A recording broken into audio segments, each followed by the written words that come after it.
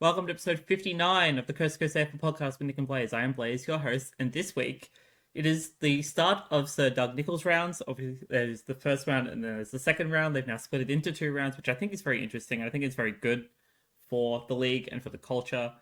Obviously, this week there are a lot of very interesting games, some surprising upsets, some wins that were extremely dominant. And we're here to talk about all of them. So without further ado, how are you doing, Mr. Sarek? I'm not too bad, not too bad. What did I get up to this week, Blazy? For those who, I think you posted something on the socials, didn't you? Yes. Oh, we might talk about last week. We did talk about it. We did meet up in Perth. So we met up to dinner on Tuesday. We did. Caught up with him on Wednesday. Yes. Walked around the city. And then hung out before you had to head all the way back to Brisbane. That's right. Watch the football. No, I went to Melbourne and then to Brisbane. Yeah, Melbourne, then to Brisbane. Yeah. Yes. But watch football. That was very enjoyable. The bowling, I mean, technically it was 1-1. You're definitely a better bowler than me. I'm bang on mediocre. I have some struggles, but let's just say that match, it's fortunate there's a few football teams performing worse than our bowling display. Yes, on that is night, I think, Blazy. Very true, very true. So yes, as Sarek has said, I was over in Perth all of last week, which was a great time. It was good to do a little getaway and see all my friends. I was following a band around, the Longest Johns. This is their tour shirt that I'm currently wearing. So I went to their Perth gig, their gig here in Melbourne at the Corner Hotel, the famous Corner Hotel, and then up in Brisbane, which I just got back from today as of recording. So it's been a great time. It's been a good week-long trip away. Getting to see a bunch of friends, doing some fun things, you know. Yeah. But we are back here. I saw you met it.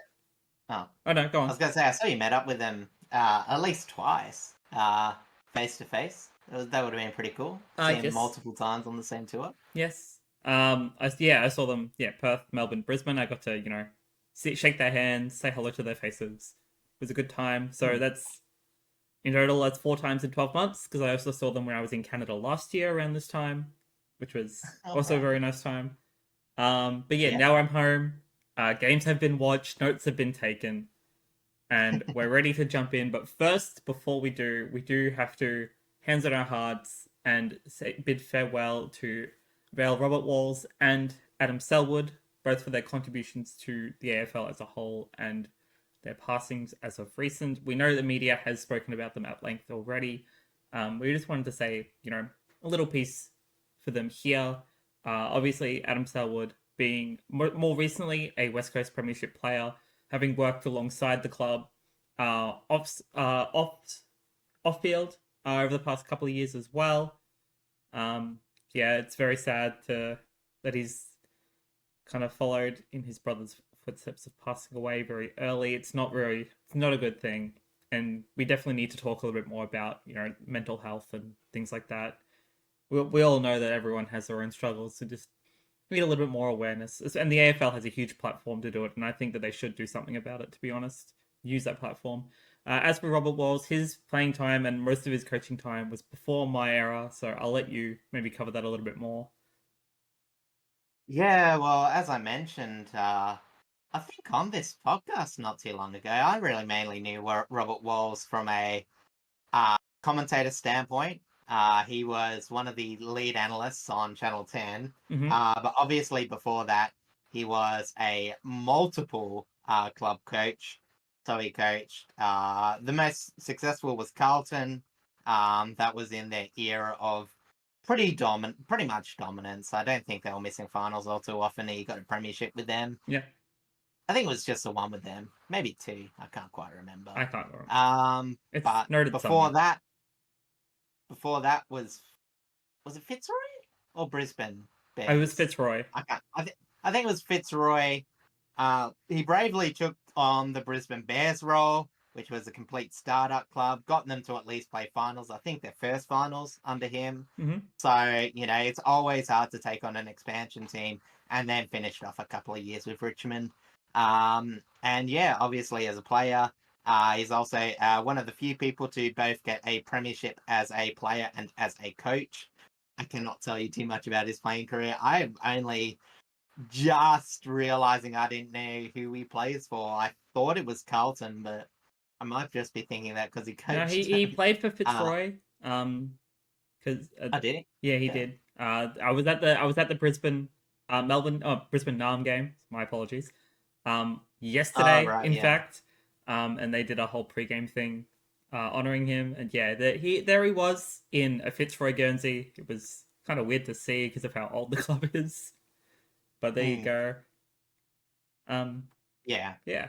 So hand on our hearts, yeah. we bid farewell and appreciate their contributions to the sport and hope that their families find some peace somewhere down the line. I'm very bad at this sort of thing. Sorry. Anyway, That's right. jumping over to our next thing before we jump into the games. We want to take a look at all 18 Indigenous round Guernseys. Kind of just give our quick thoughts and opinions on their designs. I think most of them look really cool, but let's just take a quick look here. Any that mainly stand out to you? Yeah. Well, I'll just say a quick little bit about ports because obviously I've read theirs was made by Gavin Wanganeen, Mm-hmm. and it's going to be the first time um, for both the Indigenous round in the AFLW and the obviously Sir Doug Nichols and the men. Yartapuulti will be represented in the same Indigenous jumper because often they've had a bit of a mixed design. So obviously, see the one here I got for the AFLW. That was unique to it. Oh, yes. Um, yeah, and as I say, Gavin Wanganeen, he's old.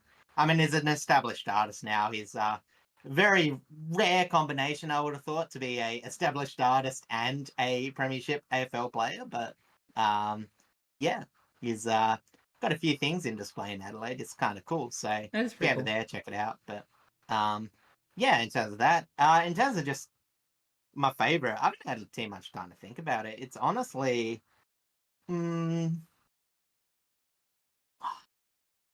I'll go past the Eagles. It's I do like the Eagles I one. really Yeah. like that one. Yeah. Um, yeah, I mean, the Saints one, we've got a few artworks similar, or should I say Euro-Yroke Yes. and Waalitj Marawar, the jerseys. So, yeah, no, I like those two ones. But, yeah, it's weird because I hate the Eagles' normal jerseys. So, Yeah, well, not it is. hate. I It is just a don't very like, average design, to be fair. yeah, I don't like yellow as a color. So, No wonder you have a weird because I did hatred for Richmond. technically, well, I did support them when I was younger, but I like Tigers. But Tigers are orange. Why Yeah, has Richmond got a yellow jumper when Tigers are orange, because please? Explain that one to me. because Fitzroy had kind of already taken the kind of orange. Same with Hawthorn with like a gold, and then Adelaide came in. Just need to be We brighter. were a We piss need like, yellow for a while there, and we didn't like that. yeah, yeah, true. It wasn't Oh well, great. I might forgive you. Speaking of ours, ours was designed by Ryan Mansell and his family. He'll get to wear it provided he doesn't suffer an injury during training this week. In Dreamtime on Friday night. I don't know if I'm going to that as of yet. Actually, I'll find out. I'm gonna talk to my parents, see if we're going together or something. Um, Otherwise, jumpers or Guernseys that I like, I really like Brisbane's, especially after learning it was Calamarchi and his family that designed it, and just Mm, the whole story behind it. I can't tell you it verbatim, but they did a mm. whole video about it when I was at the game and learned about how the jumper was designed. It's pretty cool. Um, I also really I like Melbourne's or Naarm's. Sorry, I like Naarm's. Mhm. I think the doggies have a little too much going on in theirs, but otherwise I think it's kind of cool. Yeah, And it's the often hard because a lot of Indigenous art, it often tells stories. So the more moving pieces you want to incorporate, the more busy it can be on design wise. So, Yeah, that's true. um, And then so sometimes that doesn't translate well to TV, but most look pretty great. So, yeah, and then I think I do like the Giants as well. I think the Giants one's kind of yeah, unique. All right. yeah, I think it's just yeah, orange. It's like an earthy color as well, so it sort of Yeah, it fits the is. tone. All right. Same with Gold Coast. In fact, it's better than its normal jumper, to be Oh, honest. it does actually make the whole S stand out a bit more. To be fair. It stands out a bit. Yeah, exactly. All right, speaking of Gold Coast, shall we get stuck into it?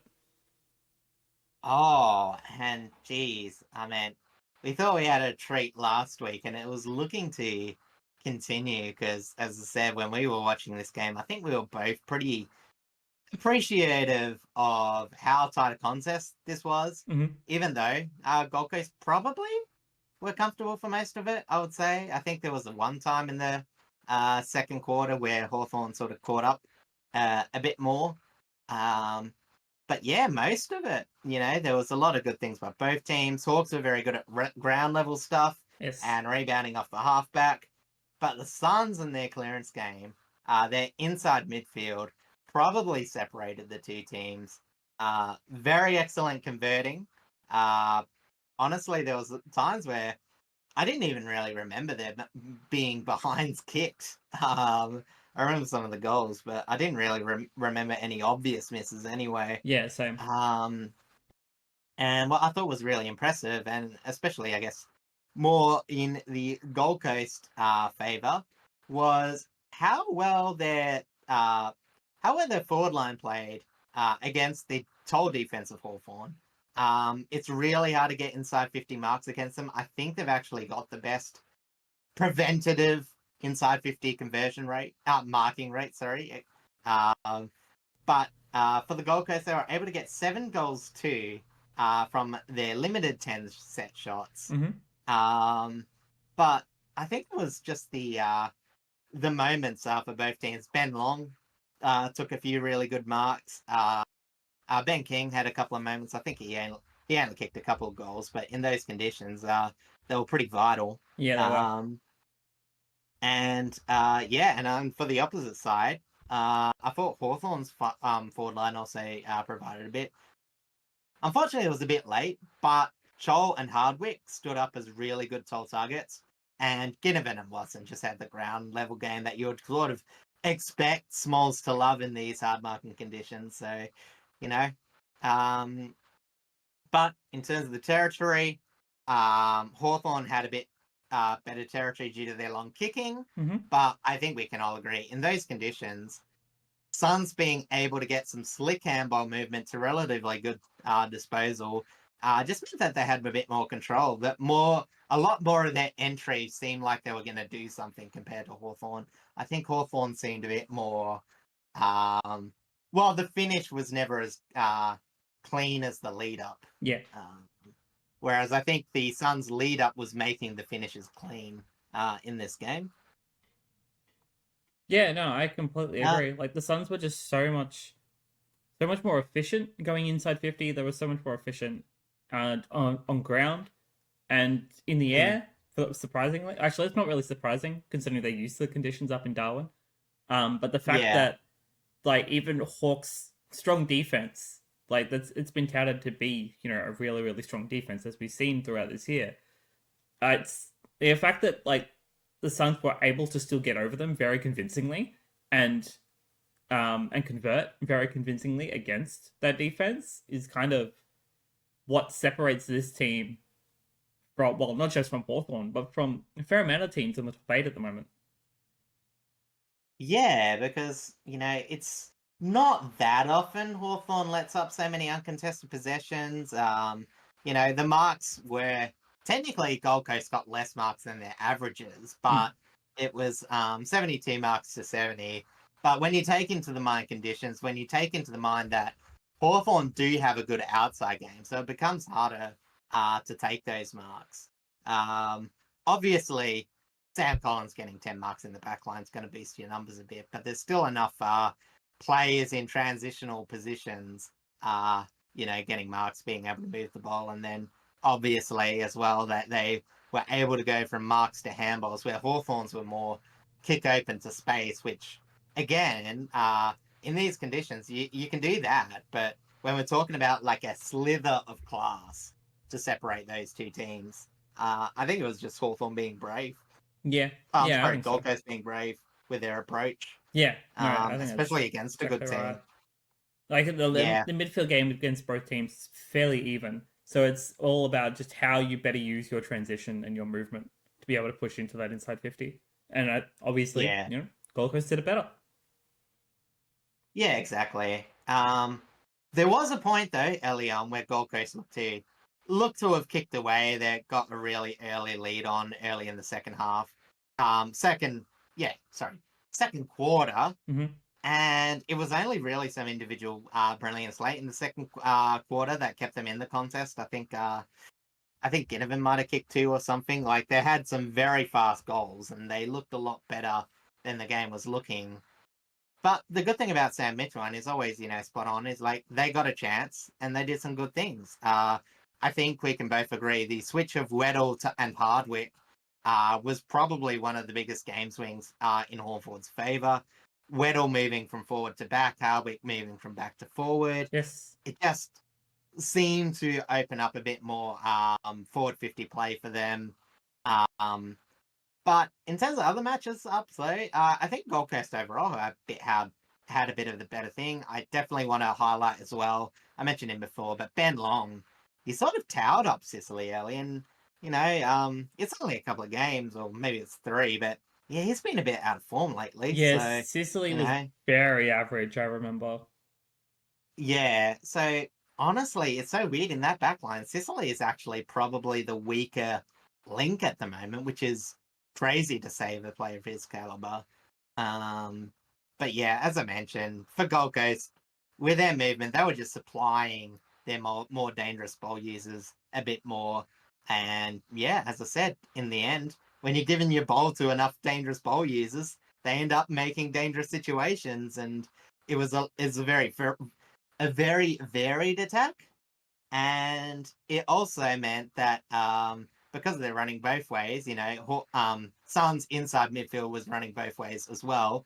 Hawthorn were forced out to the outside a lot, and not being able to access the middle of the ground sort of hurt them, Mm-hmm. especially since they haven't or they weren't winning the clearances, and they tended to lose a bit of territory to the Gold Coast in that battle. So as I said, it was a whole lot of small things, two quality teams trying to do what they want, but just restricting enough, which is, I've said that a bit, with these offensive matchups, you've got to actually decide what defensively to focus on because you're probably going to be needing to score at a solid rate. And I think for Gold Coast, they were just disciplined in controlling the middle.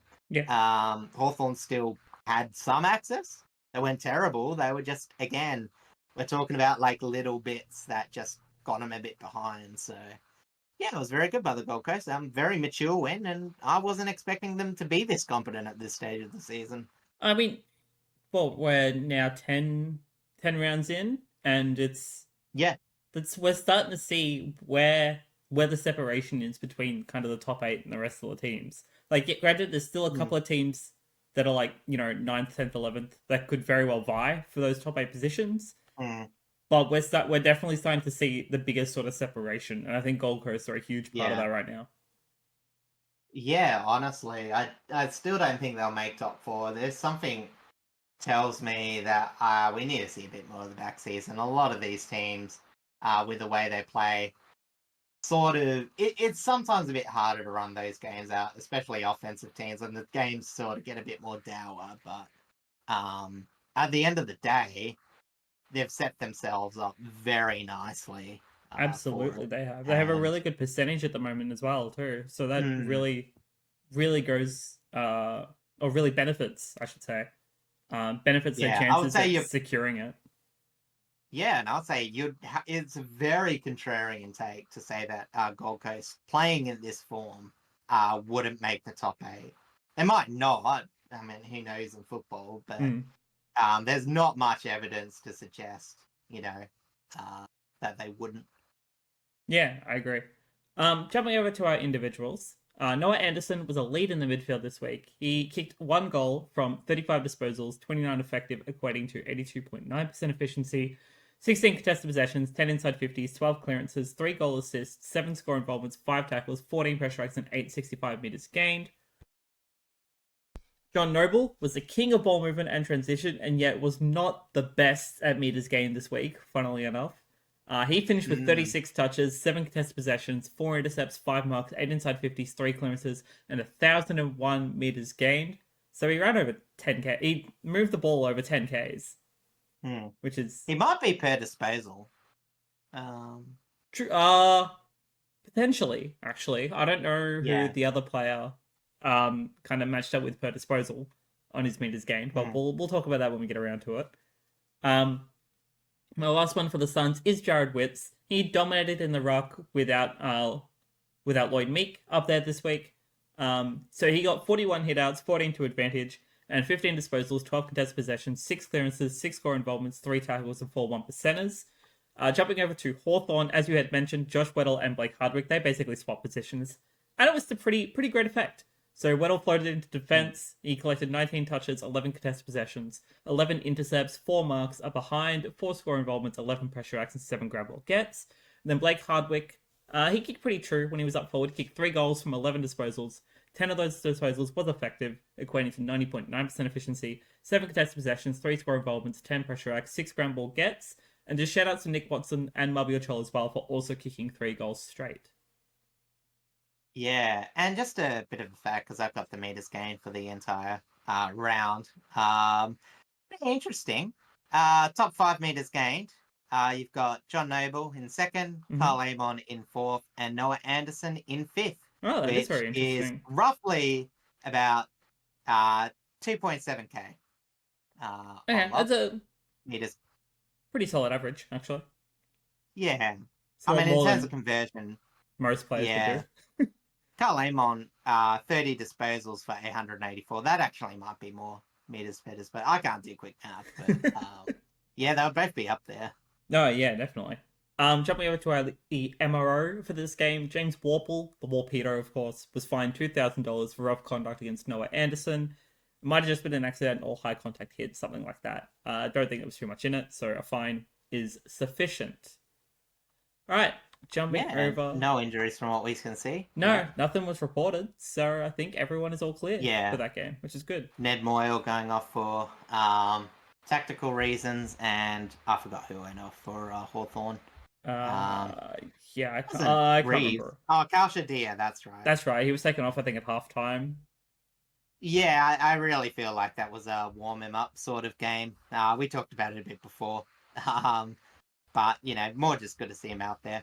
Yeah, absolutely. He was very, very important to their structure last season, and he's just gonna get the form to get back. Well, granted, he probably should have come through the VFL a little bit more, but I guess in the warmer conditions up in Darwin, it was fair to kind of just make it a little bit of a quicker process. Yeah, it's like, well, we're probably not going to get more out of our ball use, but we can get enough going to ground, which, as we mentioned from their smalls, they sort of did. So, I think that's fine playing him in that situation. Yeah, I think so. All right, jumping over to our next game, Friday night's match at the SCG with Sydney and Carlton. Oh, they keep on doing it to me, Blazy. I keep on tipping Carlton. I was pretty... Hey, look, I also tipped Carlton on this one. It's fair enough. It was solid at 3/4 time. They were playing better, and they just died in the last quarter, unfortunately. Yeah, that sounds alright. Yeah, and it's the lesson that Sydney will keep on teaching teams. They're missing a lot of offensive players. We talked about that last week. Amadi did return. Unfortunately, jumping ahead, he'll come back just to go out again. Yes. But one thing remains true against Sydney. If you don't keep their midfield defensively accountable, they will sneak up forward and kick goals for fun. And I don't know how much. I think you were doing something during this game. I think you said you only watched a half, but yeah, I think I only watched the first half.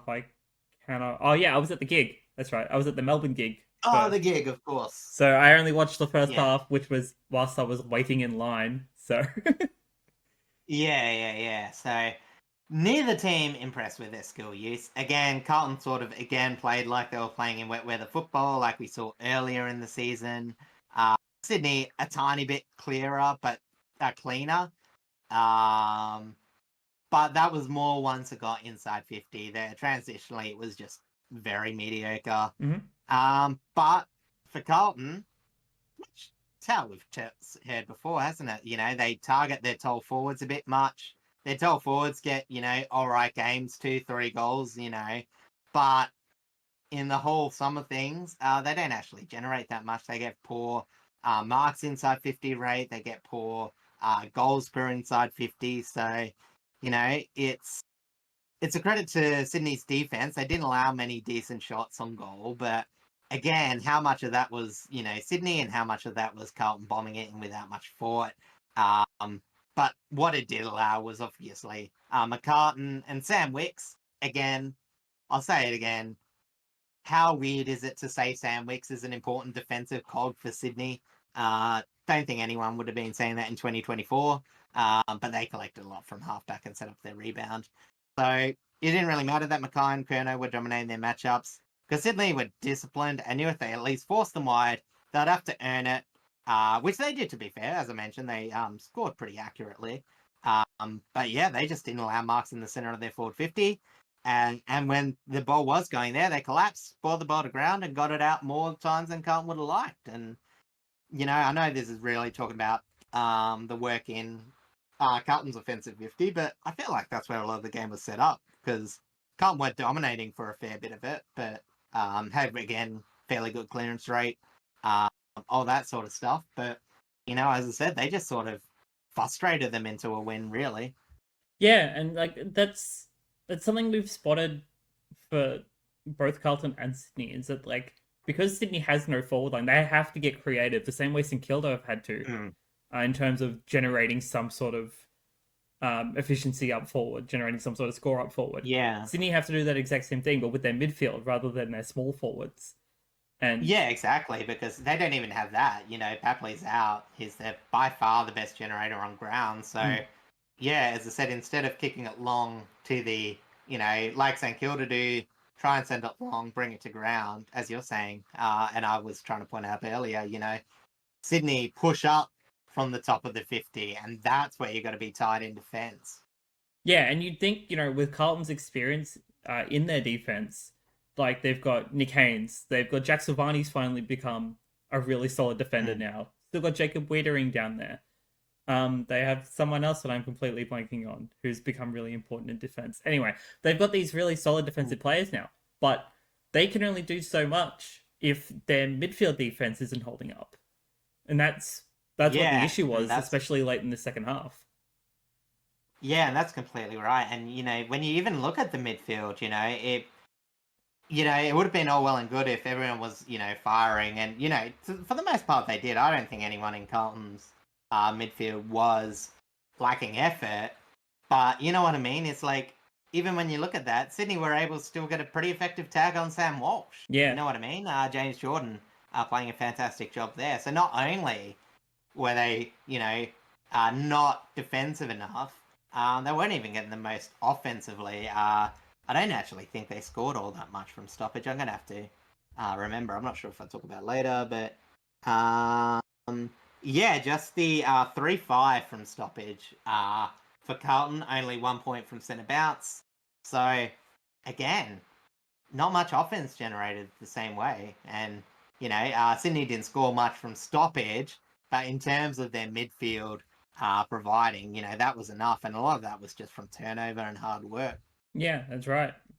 And credit to Sydney, the fact that they were able to get really creative, especially from Isaac Heaney, the lovable superstar that he is, to be able to actually create some incredible sorts of bits of play and score himself, which is something he doesn't actually do all that often this season, is phenomenal. And and you do mention Amadi in your second point, he did have an average game, and whilst he, as I'm going to touch on, he's coming straight back out, as you also did mention. They're going to have to keep finding creative ways to score from their midfield because we don't really know when Papley's meant to return. We don't know when there are any other tall forwards are meant to really return. So they're going to have to keep generating from their midfield and just hope that they're able to keep stacking wins up on the board. Yeah, because I made a few points to highlight this. Sydney have the lowest inside 50 marking rate in the competition. They have the third worst marks on lead per game in the competition. And it shouldn't be a surprise that both of these two teams are bottom 6 for goals and scores per inside 50. I mentioned that for Carlton before. Sydney's also in the same territory. as I mentioned, this has been the problem. We've saw it the last few weeks for Sydney, where we've just seen Sydney forced into some tough general play shots from crumbs, which sort of halts their ability to threaten inside 50. So again, that's why it's so important to keep those defensive players creeping in, because that's where it is. It's almost way more important than anyone they have deep in the goal square. Yeah. Obviously, you're going to match up on them still, but in terms of if you could shut one area down, you'd probably actually like those midfield things, because they just provide so much engine room for Sydney, or at least while they're injured. It seems to be the main way. Yeah, exactly. It's all they've really got at the moment. Like, you can't, as much as they want to try and get more game time into their younger forwards and try and get that experience, there's only so much they can really produce. Yeah, exactly. And as I said, it's just a bit up and down with structure. So even, as I said, well, you got Clayton's Cleary, the other one, what am I looking at?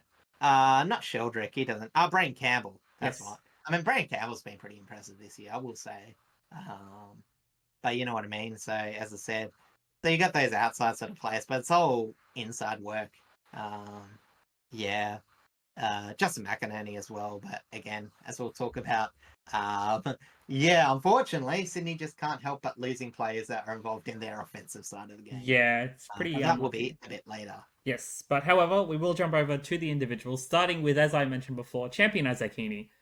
He was very influential, albeit a little bit inaccurate when he was able to convert into score. He kicked 2-5 from 38 disposals, 18 contested possessions, 5 inside 50s, 9 clearances, 10 score involvements, 19 pressure acts, 12 ground ball gets, and 453 metres gained.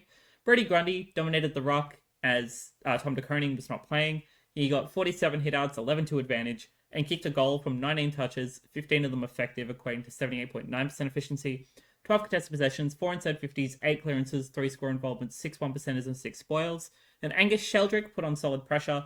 He finished with 21 disposals, 8 contested possessions, 7 inside 50s, 4 clearances, 5 score involvements, 7 tackles, 19 pressure acts, 473 metres gained. Over to Carlton. Charlie Curnow did have the kicking boots on, at least up forward, when they were able to get something up there, slotting 3-1, including his 300th career goal from 15 touches. Actually, fun fact before I continue on, his first ever career goal was also against Sydney. So, there you go. Interesting bit of information. 15 touches, 9 marks, 5 of them inside 50, 6 inside 50, 6 4 involvements, 9 pressure acts, 3 1%ers, 3 spoils. And then Nick Haynes was once again important off intercept. He collected 18 disposals, 17 of them effective, equating to 94.4% efficiency, 7 contested possessions, 10 intercepts, 6 marks, 2 of them being intercept marks, 3 score involvements, 8 1%ers, and 7 spoils. Over to injuries, and it's not looking good for either team, with Aaron Francis going down with concussion, Jack Silvani subbing out with a groin complaint. Hopefully it's not too bad for him. And Jordan Boyd also going out, who was the sub, by the way, also going out with concussion. So when Silvani went off, Boyd came on. And then I think late in the fourth quarter, Boyd went off with after a high hit with concussion protocols. Which actually then leads straight into the MRO, funnily enough, because players that cause those concussions, or at least one of them, has been ruled out. So, yeah, and I was going to say, like, just quickly before that, it was strange too, because you think it's a bit of a weird sub, and then obviously you don't want it, but the fact that Silvani comes off for Boyd, you're like, oh, well, that's sort of a like for like sort of thing, and then you unfortunately lead Boyd right after, so it was just weird how things weren't quite going Carlton's way in this match. yeah. So as I said, the MRO, Joel Hamling was fined $2,000 for striking Jack Silvani. That did not cause the groin complaint. I think that was just probably a jumper punch, as far as I'm aware. Justin McInerney, however, will be missing 1 match for rough conduct against Jack Silvani. That would have been, I assume, a high contact hit or maybe even a groin hit. I don't actually know. I didn't see. Yeah, that was a high contact pass through. That's right. Sort of thing. And then Joel Lamarty, this is the one against Jordan Boyd, was a very rough high contact hit. I did actually see this one. He will miss 3 matches. Yeah. So that was pretty cut and dry. McInerney's it was sort of I'm pretty sure it was a glancing blow, really, but unfortunately got the worst of the hit. against Silvani and still was a bit clumsy. So, yeah, I don't think anyone will challenge and get off there. Yeah, no, I don't think they should challenge it. I think it's all very fair. I mean, it's unfortunate for Sydney, as you know, they get a win out of this game and want to try and keep that momentum, but losing two players right there is definitely not helpful. Yeah, it seems like Sydney are just in that category of team. Like, some we'll talk about a bit later who just can't seem to get anything going consistently this year. Yeah, it's very unfortunate for them. Anyway, jumping over to another close game for this week, it's down at the MCG, Collingwood versus Kuwarna. Kuwarna, and I've got to do it. I have completely butchered this again. I have not set a single score. So we'll run through them quickly. Gold Coast Suns and Hawthorn, 16-8-104 Suns to 15-6-96. Hawthorn will go to Sydney and Carlton, 11-12-78 Sydney, 9-8-62 Carlton. And now we'll go to the MCG. I've led into it for this Collingwood Kuwarna matchup. Yeah, it was a bit of a seesaw type match between a heavily touted defense in Collingwood and one of the better offenses in the league in Kuwarna. But yeah, Collingwood just continue to impress with their defensive efforts still. Turnovers killed both teams, much like the Sydney Carlton match. Both teams were burning the ball up a bit, but Collingwood, like the rest of the season, were absolutely clinical at turning turnovers into deep attack. I would say they're probably the best team in the league to do it. And honestly, Adelaide were up there a few rounds before. Probably not so much now, but they'll still be up there. But yeah, as I said, in terms of Kuwarna, they just couldn't convert their movements into threatening entries, unlike they normally do.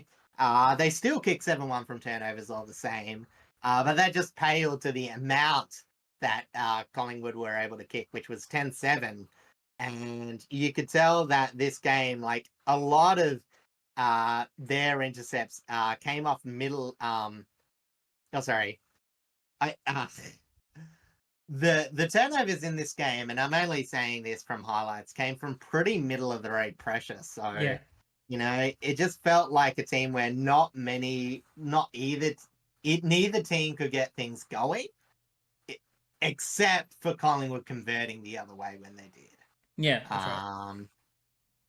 So yeah, again, I only watched bits of the highlights for this game, so I can't go too in depth. But from what I heard, there was yeah, a lot of players were said to have like really, really good and really, really bad moments. I want to highlight Isaac Rankin. He was responsible for 19 of the game's total intercepts. He unfortunately created turnovers, but did nab 7 of his own intercepts. So I thought that was a fairly high number. I'm not sure what the highest total combined intercept and turnovers is, but I reckon that would be pretty high. I think it's not far off. Yeah, but another weird stat for the day was Kuwarna's targeting of Phil Thorpe, as he only managed 2 marks inside 50 and no goals. But his opponent, Big Stack Billy, 10 defensive one-on-ones, 7 more than he normally averages per game, and only lost 2 of them, which, to be fair, is around his standard. But the fact that he was targeted so much and, you know, kept his opponent. So, and again, wasn't watching that closely. I don't know how loose or, you know, how much rotation there were in these matchups. But, Yeah, yeah, he had a really good game. As with Darcy Moore, he was huge.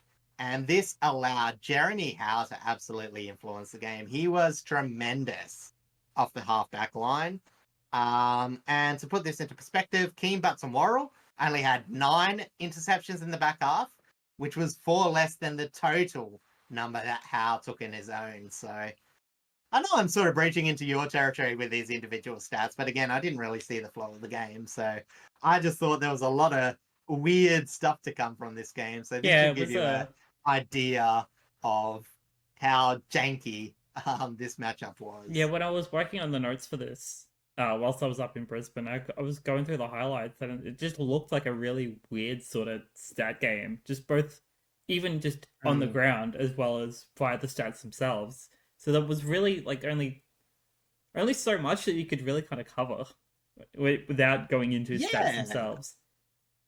And again, it's another game where Collingwood, and I don't want to go into this again, player ratings, not be all end all, whatever, but it's another game they've won where their top player hasn't actually reached over 15 player rating, and 15 is just considered like a slightly above average game. So might say how good their system is. And I might actually say, yeah, they sacrifice a bit of their own game to make sure the system going, because they haven't conceded that much at the same time. But Yeah. it's just weird. In fact, I've got to look at this now. I wonder, in terms of actual player rating for the year, I've got to look at team stats. I wonder where Collingwood actually is, because it wouldn't be that high, I don't think. Okay. Collingwood. So they are 1, 2, 3, 4, 5. Okay, so they're fifth for player rating for the entire year. So not That's terrible. that's roughly But, where you'd put them, to be honest. Because even if you are, top of the table, it doesn't necessarily mean your average is also top of the table. yeah, because I know Port had a time where they were near top of the ladder, but not that great at player ratings and all that. Obviously, the two teams that are killing it at the moment is, of course, the Western Bulldogs and Gold Coast. Yes. A lot of great individual performances in their match, but Collingwood, they tend to be a lot more even, I suppose, in that regard. So Yeah, they're that's very all I'm much really more gonna of like say a about like them. a very solid team structure rather than reliant on Yeah, individual performances.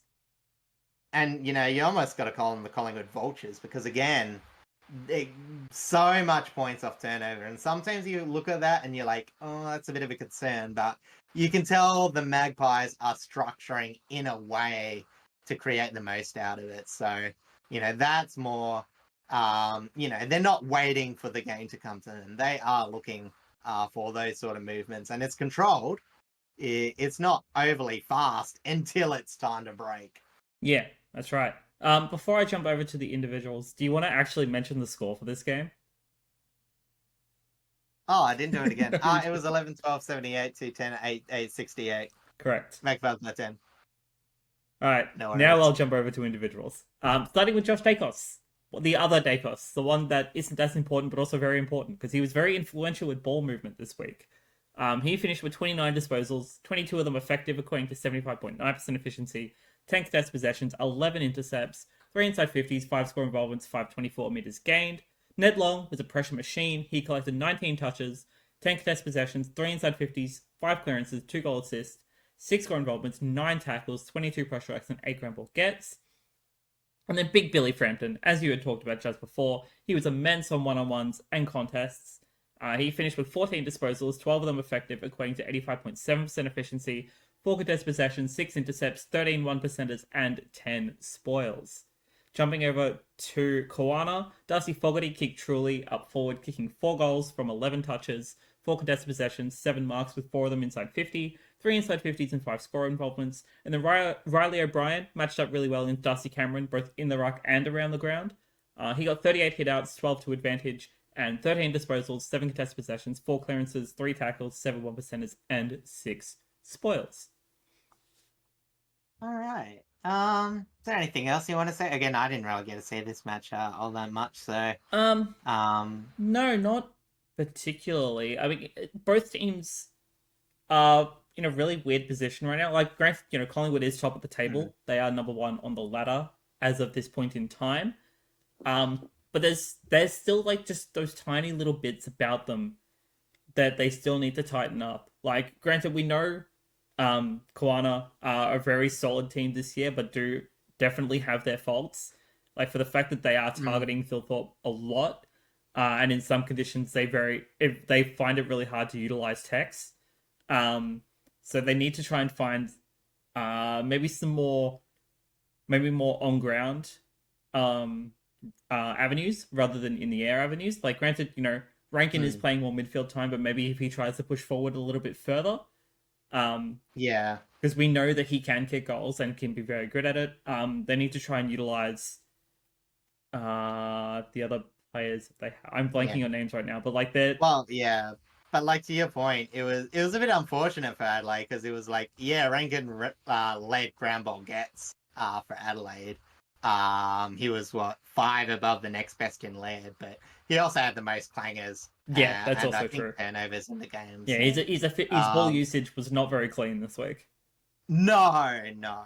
So it was a bit of a give and take. Overall, should have been like one of the better performances of it, but unfortunately, it's just the ball use turning it down. So you know what I mean? Like, as far as you say that for Adelaide, if Rankin had a really good game, like he could have actually been the difference. Like we're only talking about a 10-point margin, but that's I guess what you're saying about Collingwood. It's they seem like they're so attainable, and yet they still have clearly done enough to be top of the ladder. It's a very well, we've seen it before, but normally it's like of a team that's like just won a premiership. It's not so much with that gap in between years. So yeah. Yeah, it's definitely interesting to see what they could change. And like we know, Ben Keys hasn't been as efficient as he has been. Granted, he has also had some injury niggles, so that's something that they're kind of working through. Fogarty has looked really good, as I had just mentioned. But yeah, they definitely need to try and not be so direct with their targeting of Philthorpe. As much as he is an incredible full forward, they need to find a little bit more reliant avenues to score, and they'll be able to get over these sorts of other strong top 8 teams. Yeah, exactly. As I said, we know how potent they are in attack. It's just, they've had their first challenge this year where it's pretty much been looking out their tall forward mid, which is insane to say when Fogarty kicked 4, but Yeah. it still felt that way. All right. Anyway, Shall we talking jump? about scores that I want to gloss over and forget. Yeah. I might give it We're away gonna early jump just to over make sure I say it. to the Adelaide Oval, where Yartapuulti faced Geelong and got absolutely trounced. Absolutely trounced. It's 5-9-39 to 17-13, 115. Contest in the first half. Yartapuulti tried to keep up with Geelong, but sort of were getting in their way offensively. And I got a Kuwarna. Oh, I see what I've done. I kept on writing Adelaide before, so I just replaced all with Kuwarna. So That's we're known as Kuwarna Oval. that's fine. But yeah. Anyway, then, to mix things up, Yartapuulti got in their own way defensively with an absolutely shooting themselves in the foot with defensive half turnovers. Absolutely killed them, allowed Geelong to romp away with the game and leave them wondering how they were even close at all. Geelong scored 12 goals to 2 in the final half of this game, and it was a pretty insipid effort from Yartapuulti in front of their home crowd. Pain. That was the theme of this game. And it was literal pain as well. Very early injury to Josh Sin and Jason Horne-Francis dampened the crowd's mood already. Mm-hmm. Dangerfield and Bowes would give the a bit of upsetness to the away fans. And then a Lockie Jones injury before halftime put the cherry on the third cake of an evening for the Yartapuulti Teal. And I counted them up. I should have made this mention before when I was talking about turnovers, but there were 20 turnovers from back half players. Rosie getting 9, Burton and Bergman getting 5 and 6 respectively. Mm-hmm. It didn't directly cause 19 set shots, but it's a big reason why Geelong were able to get so many. And it was overall a 5-16 mark inside 50 deficit, as Yartapuulti on the other side of the ball sort of had their toes blanketed all day. And their ground players did try, but really couldn't produce enough, with only Richards getting more than one ground ball get inside 50. So, you can't mark it in the ground. You can't mark it in your forward 50. You can't bring it to ground.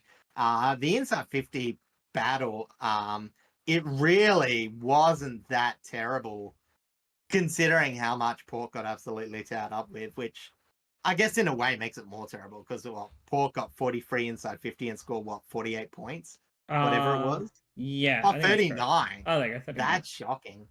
Yeah, when you get more inside 50s and points, that's a sign that you have done absolutely arse.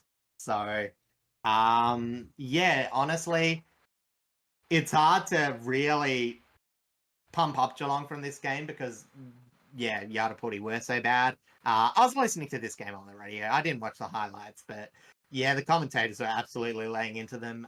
Dean Brogan, good throwback player. I'm not sure if you remember him from his playing days, but finished at GWS as well. That might be what you remember him for, but yeah, Premiership Still Port going player. back a few years. Absolutely. Yeah, I know. But yeah, he was absolutely disgusted by some of them. But again, very well drilled side Collingwood. Collingwood? Geelong. They just seem to be waiting for the bursts of play that were able to come from Yartapuulti turning the ball over. Mm-hmm. And for the first half, when the game was more even and Port were dumping it in, you have to remember that they were very defensively solid. I know that a lot of emphasis will be sold on their midfield, how they dominated inside and outside. But you do got to give also a bit of credit to their backline. I mean, look, no surprises, all aspects of their game dominated. Yeah, this is extremely true. Like Yeah, you don't really have to go super in depth on that one. You could just go based on the scoreline to prove that Geelong were just dominant all over the ground. yeah, and in terms of clearances, scoring from clearances, they scored from 28% of their total clearances. Of their total clearances, they turned 28% into scores. Yep. Which was just over double what the Power managed to get. Port Adelaide, as good as they are generating from stoppages, they do concede a lot. And yeah, as I mentioned, just in terms of the flow of the game, Port's defense was reasonable enough initially. The turnovers absolutely killed them, but yeah, Jezza Cameron, you can argue that was a bit of junk time, his 5 goals, but it was very impressive because that is the same amount as Yartapuulti managed to draw a day. So that game was pretty bad. I've said all I need to say about it. If you got anything to say or want to go into the individuals, I will leave you to it because I am happy to move past this. Well, I can pretty much just put it straight out there that you lead me perfectly into Jeremy Cameron as my first talking point. Being 7-1 overall, being 5 in that last quarter, or in the second half overall. I can't remember. It'll literally, actually, hang on, let me scroll up. There we go. 5 goals last quarter. 7 goals overall, 7-1 specifically. Completely outscores Port Adelaide on their own, which is funny enough. That'll do. From 16 touches, 6 contested possessions, 8 marks, 6 of them inside 50. 9 score involvements and 12 pressure acts. Irishman Mark O'Connor was very influential off half-back, collecting 28 touches, 27 of them effective, equating to 96.4% efficiency. 7 contested possessions, 10 intercepts, 11 marks, 4 inside 50s, 5 score involvements, 801 meters gained. And Brian Myers, back from injury. It took him a while to come back from his injury. I can't remember. I don't think he played last week. Just to try and confirm this in my head that he did come back this week. But he looks very fit and pretty much back right where he was before he suffered his injury. I can't remember what it was. Anyway, he finished with 27 disposals, 25 effective, equating to 92.6% efficiency, 6 contested possessions, 6 marks, 6 score involvements, and 32 pressure acts. And then the one player for Yartapuulti that I thought, performed admirably was Dante Vicentini. He matched up really well against Mark Blitzarves and Shannon Neal. He got 33 hitouts with 6 to advantage and 11 touches, 5 contested possessions, 3 clearances, 6 tackles, and 15 pressure acts. Absolutely. I mean, it was a pretty shocking game. There was a few players that got highly rated for Port, but a lot of them had a reasonable amount of turnovers, struggled a bit. So I think Dante, from where he's at and the performances he's putting out, is very solid indeed. And talking about the youngsters, I do actually think, from what I've heard, Mark O'Connor was probably best on ground, or at least that's what the commentators were putting him in contention for. So, really big game by him as well. Yeah, when I looked through the highlights for this game, there was a lot of highlights on O'Connor, and it pretty much says that he was probably best on ground for Geelong. Yeah, exactly. All right, jumping over to the injury front, and you did already touch on this, but Josh Sin went out with a hip. Jason Horn-Francis with a hamstring. Okay, to clarify, all of these hamstring injuries, it was very cold in Adelaide, which is why they Yeah. were cramping up a lot, and it's why these are all hamstring injuries. So it's Jason Horne-Francis, Lachie Jones, Patrick Dangerfield, and Jack Bowes all went down with hamstrings. The severities Still of which very rare. we'll find out Yeah. either when pretty much when the injury lists are all updated. Yeah. Um, We've gotten updated. Horn Francis and Lachie Jones is 2 to 3. Josh Sin is a test. okay, sorry, it was just a keep complaint for Sin. I think it might have just been a Yeah. knock or something. That makes sense. Yeah, exactly. But yeah, so for Danger, that'll probably take a little bit longer, being he's 35. Jack Burrows, I think he's also a 2 to 3, so that hopefully shouldn't be too bad for Geelong.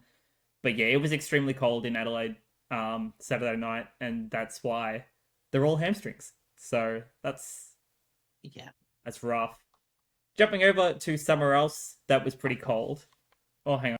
Jumping over to another cold place.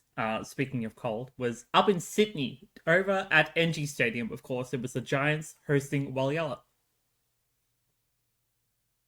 Yeah, and it's a cold day. If you like behinds, that might warm your heart, but otherwise, not that much to see in this game. But for Walayalup, they did actually put up an offensive performance that their forward line have always sort of threatening that they might do. Despite being outmarked by 1 inside 50 compared to the Giants, Walayalup kicked 11-5 from set shots. And GWS just floundered in the forward part of the ground as they comprehensively also lost the clearance battle. I think I was also meant to say what GWS scored from set shots. All the scores in general. Yeah. But sorry, it's been a bit. They scored 1-6 from the forward half, which was pretty pathetic. But sorry, I don't have up what set shots were. Anyway, moving on. This led to a very high tackle count for GWS, but it didn't do much to stop Walayalup's handball chains, with Sarong's 17 handball receptions being more than all but 13 players' total possessions in this game. Mm-hmm. So I just thought that was interesting. So yeah, it was good forward work. Kept the ball locked inside 3S forward half for most of the game, and the Giants never really looked in it at all because, they weren't really moving it outside from their back half. And even that, when they did, it was the only avenue of score. So, I mentioned as well, contests were probably the Achilles heels of the Giants against Walayalup. They got beaten in other areas as well, but they were absolutely smashed in terms of winning stoppage contests, which resulted in a lot of loss of clearances and first possession, a loss in ground ball gets, and as I mentioned, it was 1-5 to 5-7, which was the differences in score from stoppage. Both teams probably could have scored more, but the Dockers' defense should hold their head pretty high, as they apparently looked a lot better defensively compared to the Giants. And, both these teams probably would be wanting to be some of the better teams in the league, especially in their own D50, as GWS, as I said, had no forward half pressure to speak of. The Dockers apparently put a lot of this game into the corridor. Again, sort of similar to the way that Gold Coast did against Hawthorn, which took a lot of GWS outside options that they like to use. Outside to inside options, and sort of reduced as well the high number of uncontested possessions that GWS like to rack up in a game. So yeah, that's right. it was. We sort of have mentioned about this. GWS like to hold up and grind away. But Freo were one step ahead. They weren't even letting that sort of set up. So while they did get a bit of movement from their halfback, it wasn't easy as GWS would like to, because they were even just finding hard holding it up anyway. So, it was a bit of a all-round failure from the Giants in that case. Yeah, it really was. And there's the fact that Walyal was able to really put the clamp down on GWS's outside movement and force them to play the corridor with them.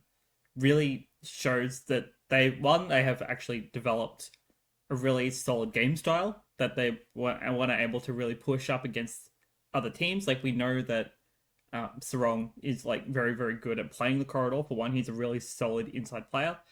But the fact that all of them in that midfield, and especially my number one, who I'm about to talk about, being Shea Bolton, I finally understand what kind of game style they want to play throughout this season, and the fact that it can match up really well against a lot of teams that try to play outside a lot more and are able to completely nullify that type of movement is, well, one is a credit to Longmuir for actually sticking to it and like really really making it work, and the players as well for to being able to produce a type of game style that gives them better access to their inside 50 and allows their forwards to really produce an efficient score, even if 17 behinds isn't ideal. Yeah, it's a bit weird though, because you do have to wonder how much of this is actually just GWS, because they are one of the weaker inside 50 teams. Inside 50, inside midfield teams. That is true. So it's just a question of how much was this of, Fremantle being able to get on top of their opponent, because we've seen that with a lot of teams. Like, just talking about Walayalup for, not Walayalup, the Yartapuulti before. We have seen them dominate teams in the middle, and then we've also seen their midfield performance against Geelong. They're two different things because of just the way that other teams allow setup and all that sort of thing. So yeah, that's right. But in terms of taking advantage of it when it works, this was very comprehensive at the least. So yeah. And in terms of individual, I'm not going to get too much, but a lot of good performances by youngsters as well. Yeah, which was very good true. to see. Before I jump over to the individuals, do you want to mention the score? 8-13-61 to 13-17-95. Yeah. It's been a long week for me. I'm a bit fried. Yeah, I know. But the fact that there were 30 behinds kicked overall is crazy. Oh, yeah. And I think conditions were a part of that, but that's woefully inaccurate. I mean, a score is a score at the end of the day, but you want sixes, not ones. Apparently, because a bit of it was just forcing a tough shot, because in terms of X score, which is, again, compared to your league average, it wasn't actually... I think only GWS were that much behind. I'll just quickly get it up for you, just out of interest. No, go for it. Let's see, we've got Western Bulldogs, Essendon. Okay, GWS.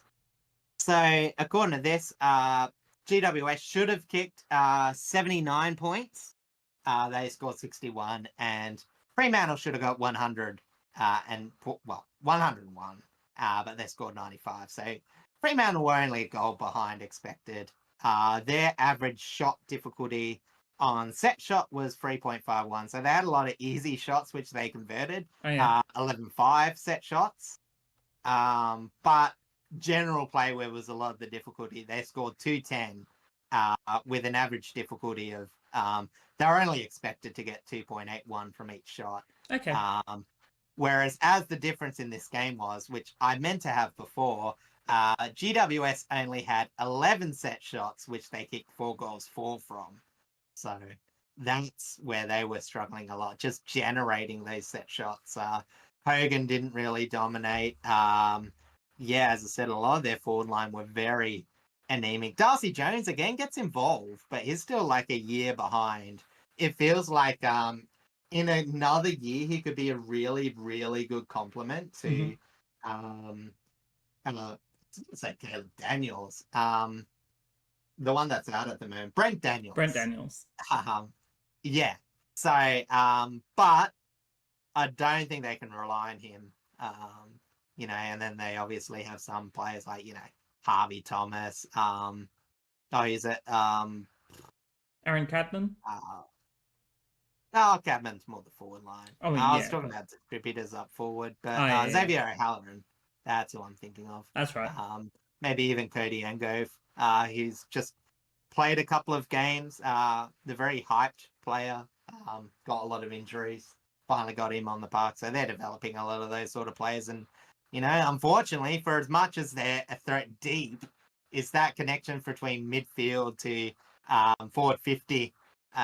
That's where it's falling apart because, yeah, it's just represented by a lot of young players and their inside midfield is a bit older, but just not getting the job done at the moment. Yeah, it's they're in a really tough position because they want to develop this young talent, but they also need to still prove that they are a top 8 threat, and it's really hard for them to balance both at the same time right now. Because you can definitely see where they would be. I mean, we were all lauding the Giants, like how, we're like, okay, last year they were very good at efficiency when they were converting inside their 450. Their midfield grows a bit more. Like theoretically, they should be, really should be up there. But a bit of realism, growth isn't always linear, and it just seems like the push and pull isn't going towards the Giants' favour at the moment. They're still getting things going, can play some good football, but yeah, they're not as much as an offensive powerhouse that we thought they could be. Yeah. Yeah, unfortunate. However, Walayalup looking very solid against the Giants, and hopefully they're able to carry this into the next couple of weeks before the bye. Mm. All right, jumping over Absolutely. to our individuals. I did mention him right off the bat. Shea Bolton, he was very influential through the midfield this week. This is probably his best game that he's played for Fremantle/Walayalup so far. He kicked 3-3 from 24 disposals, 12 contested possessions, 5 intercepts, 8 marks, 4 inside 50s, 3 clearances, 10 score involvements, 21 pressure acts, 9 ground ball gets, but 5 of them inside 50, and 4 17 metres gained. Heath Chapman was very important in defence, finishing with 15 touches, 13 of them effective, equating to 86.7% efficiency. 8 contested possessions, 7 intercepts, 3 clearances, 6 score involvements, 11 pressure acts, 5 1%ers, 5 spoils. And then Luke Jackson performed very well in the ruck this week, getting 32 hitouts with 10 to advantage and 21 disposals, 15 contested possessions, 4 inside 50s, 7 clearances are behind, 6 score involvements, 2 1%ers, 2 spoils. Jumping over to the Giants, and youngster Joe Fonte put on solid pressure, collecting 11 touches. All of them were effective, so 100% efficiency. 7 contested possessions, 5 intercepts, 8 tackles, 14 pressure acts, 31%ers, 3 spoils. And then Sam Taylor, as per usual, gave it his absolute all, finishing with 14 touches, 6 contested possessions, 8 intercepts, 6 marks, 3 score involvements, 11 pressure acts, 7 1%ers, 7 spoils, and 100% time on ground. Over to the injury front, Toby McMullen went off with an adductor injury. He'll be out for a couple of weeks because they take a little bit to heal. And for the MRO, Sam Switkowski was fined $3,750 for tripping Jack Buckley. Yeah, and I got a bit of a question for you, and take your time because I am springing it on you. But you mentioned it was cold earlier, and do you think after the game, Bolton, what do you think he uses to warm himself up? Because I reckon after the game, put on the kettle, have a little shy tea. You're horrible. You are horrible. Speaking of horrible, actually, that's actually a good segue. Horrible. We jump over to Marvel Stadium for a game that Bombers fans, you definitely want to look away for this one, but for the Doggies, what a game, what a performance by your midfield and your forwards. This was an insane matchup. 24 scoring shots from the forward half, 11-13, and 8 shots generated within 15 meters from goal. The Essendon defense, it has been better this year, but the standard Bulldogs beatdown blueprint, generating from the middle, dominating groundwork, and actually improving their back half transition. That has improved a lot this year compared to last. And the Doggins just couldn't handle it all. It was 18, 19, 127 to a paltry 5-6, 36. And yeah, unfortunately for the Dons, in a week of some bad performances, they probably take the cake this week. Unlike last week where they got limited entries but were converting a lot, they couldn't even do so for a decent return. So it was just an all-round stinker for them. It was Was not And pretty at all. When I was at the gig Saturday night, I kept a very close eye on the scoreline for this game. And every time I mm, looked, Essendon had done nothing and the Dogs continued to score, and I was like, what the heck is going on? yeah, I think it was 70 odd to 3 at one point. I'll give a little check, but it would have been around that. So, Yeah, the you Dogs had know, already scored like 60 plus, like before quarter time or something like that. It was yeah, it was pretty ridiculous. crazy. Yeah, so it was no, it was 45 to 3 at quarter time Okay, and then 68 to 9 at half time. that's right. That's what I was remembering. They actually scored a lot in the back half as well. So, um, yeah, it was yeah, very unfortunate for the Dons. And again, I only watched bits and pieces of this game, so I will say, and I didn't watch the game, and it is just very interesting to see Essendon, and you'll talk about it because how could you not with individual performances? But he Mm-hmm. didn't get any attention. Bailey Dale, I thought, and again, I only watched bits of this game because once it was decided, I was pretty tuckered out. So I was just like, yeah, I might go to just relax in bed for a bit, Yeah, cup it's of it's tea. it's valid. Um, so, but I did think, with the numerous forwards, and Essendon have a preference for forwards, in this game, not doing much, not their fault, entries aren't getting as many in. I would have thought maybe an attention role might have been good for a bit of confidence because, there isn't many opportunities offensively. At least you can build confidence by trying to stop the Dogs' launch of halfback, which was very numerous, and Mm-hmm. at least force contest for his disposals. I don't know if you say it specifically, but I think he only had uh, three Correct. contested disposal. That is Yeah. correct. I won't say any contested. I'll leave you to get to that. But yeah, it was a very low percentage of contested possessions for Bailey Dale. I don't think he'll get the cheese bowl treatment, but it was funny to see. But yeah, exactly. And I will say this: it doesn't seem to be in Essendon's DNA to do this because they remain one of the worst defensive teams for negating transition, and they are the only team to concede triple digits in marks against per game, which is exactly on 100, Mm-hmm. and they're the second highest uncontested disposal against teams. So teams do rack up against them anyway. So, it's up around, it's just, up against the best ground level team in the competition and you give up air movement like that. And yeah, as I said, the territory gains that you're giving up are way too much to come back from. And it resulted in the 1.5 kilometer loss of meterage differential we saw in this game for Essendon. Yeah, it's not a good look anywhere on the ground. However, um I did read the match report, the full match report for this, Mm-hmm. where Brad Scott talked a little bit about like what he tried to do to negate Bailey Dale, and Mm. everything that he threw at him just didn't work, didn't stick, which is why Okay. which is why Dale got to as many possessions as he did.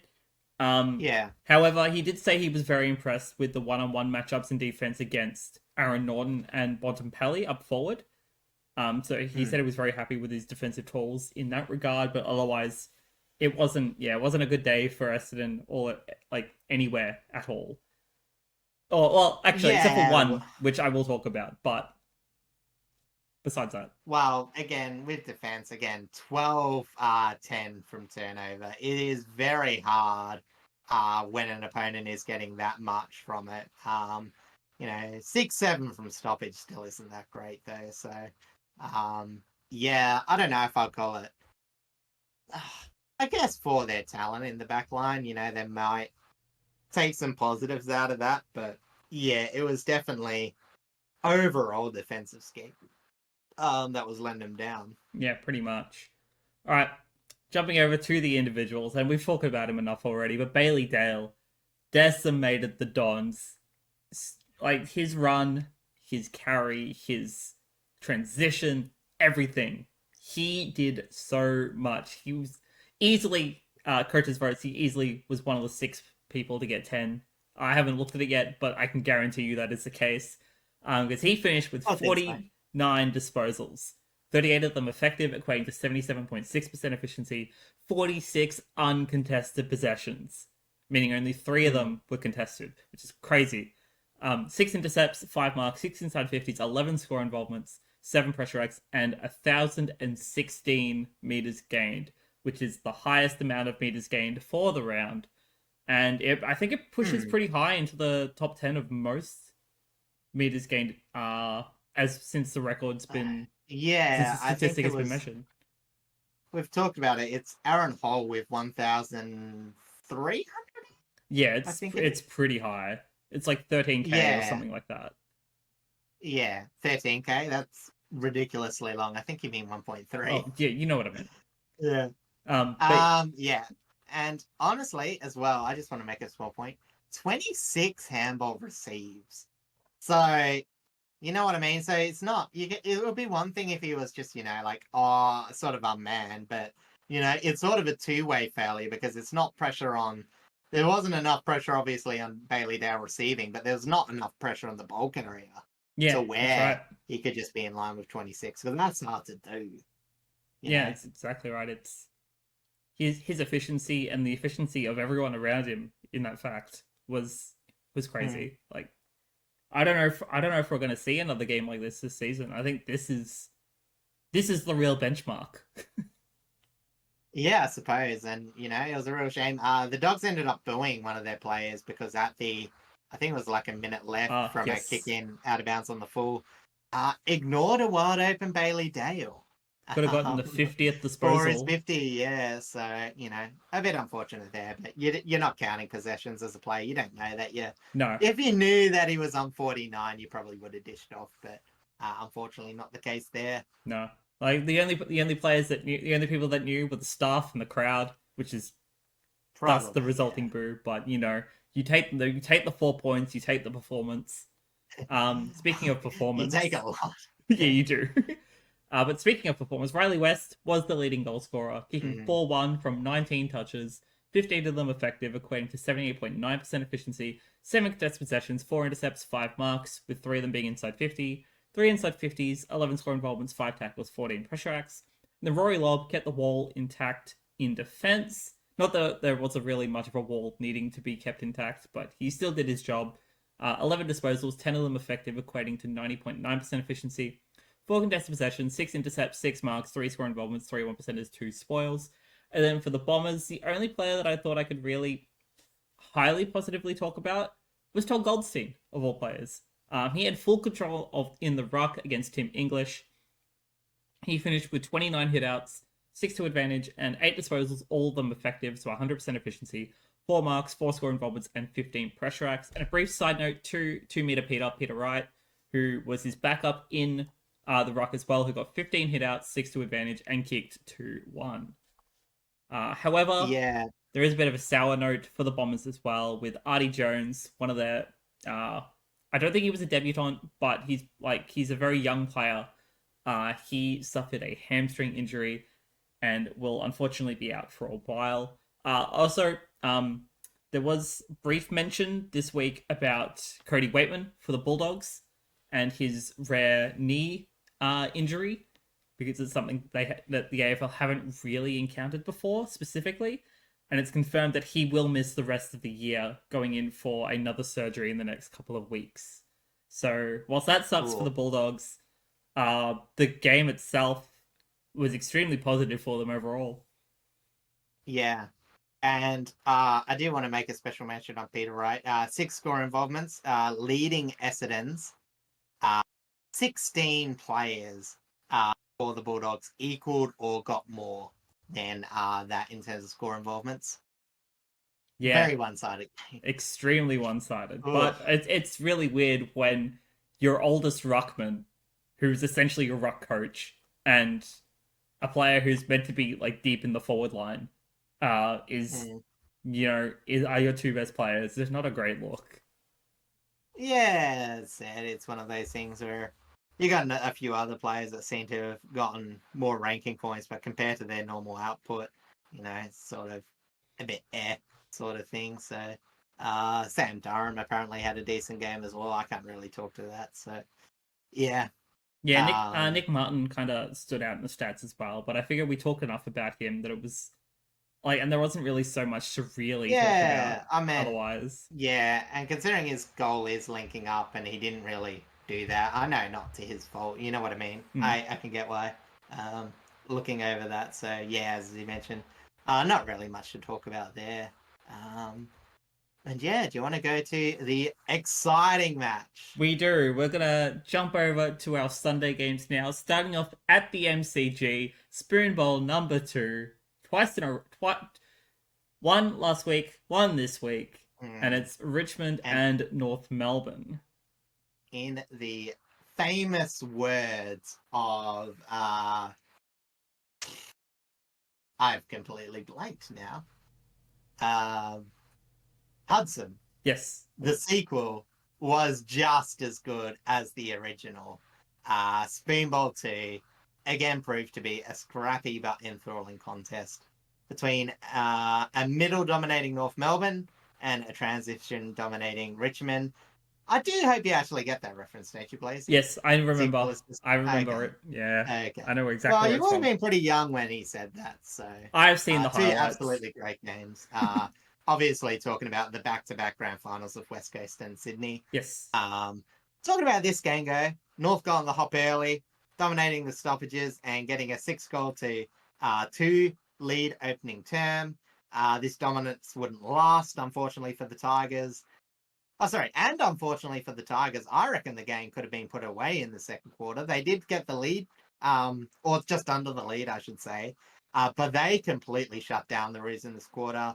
Had repeat after repeat entry, but only managed to convert late in the quarter as they got 19-4 inside 50s in that quarter, Mm-hmm. and absolutely trounced them then. But um, after that, the game was just sort of an arm wrestle, really. It was surprisingly, despite it being a spin ball, there was actually surprisingly a low amount of interceptions, despite there being a very high pressure rating and over numerous amount of tackles being supplied, with both teams getting 92 each. I think that topped the round. Both 1 and 2. I'll check that a bit Might later. have. I never double checked that, but I did actually get to Um, watch majority of this game, and yeah, that second and third quarter was extremely high pressure. Yeah, absolutely. And you know what I mean is, you saw a few mistakes being made. It was more clangers than direct turnovers, Mm-hmm. but yeah, as I said, in the end of the game was sort of being won off stoppage conversion by the Roos. And, as I said, their work of the stoppage ended up getting better set shots, and they just ended up nabbing the win. And just to confirm on that tackle count, yes, North Melbourne 92, Richmond 92, 1 and 2, or one tie. The next best being Carlton at 71. So that's 21 more than the next best team. Well, there So, you go. um, yeah, it does mean that there was a lot of ground ball to be Yes. in the contest. But honestly, as I said, I just think it was again, um, despite the disappointment for Richmond, I think both teams should be fairly happy out of this match. I think, they both sort of played the style that they wanted to. Both were sort of what you would hope that their future forward plans, what their future game styles would turn into. Mm-hmm. And comparing it to last year's Spoon Bowls, I think these matches, not just against these two, just for North and Richmond, but also the Eagles as well, I think they've actually highlighted some growth. I know for the Eagles it's a bit tentative because they've only won one game for the year, but in terms of just the no, last week for them, they still showed a fair bit. So, um, yeah, for the Tigers, improvement is very simple. Keep going with your structure, find those forward options as best you can until you get your players back, because you still need to be able to create a bit more from what you're getting. Unfortunately, they've just got a few dead end players in their forward line where play tends to stop at. As for North Melbourne, it's making sure their outside game isn't lagging behind and doesn't cost you possible wins, as the inside and forward connection, as we've been talking about, has gotten a lot better this year. And they can purely just beat up teams off offense if they get enough inside 50s. So, Richmond have really good ground ball pressure inside their forward 50. They don't get enough from it.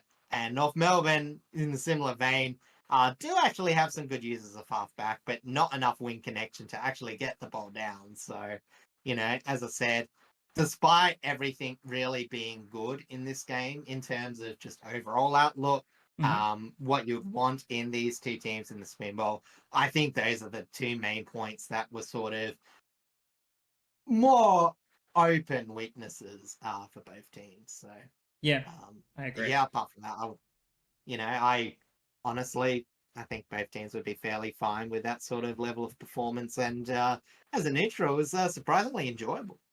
Yeah, it was a really interesting matchup just as it was, because North obviously had that game against Brisbane last week where they drew the reigning premiers.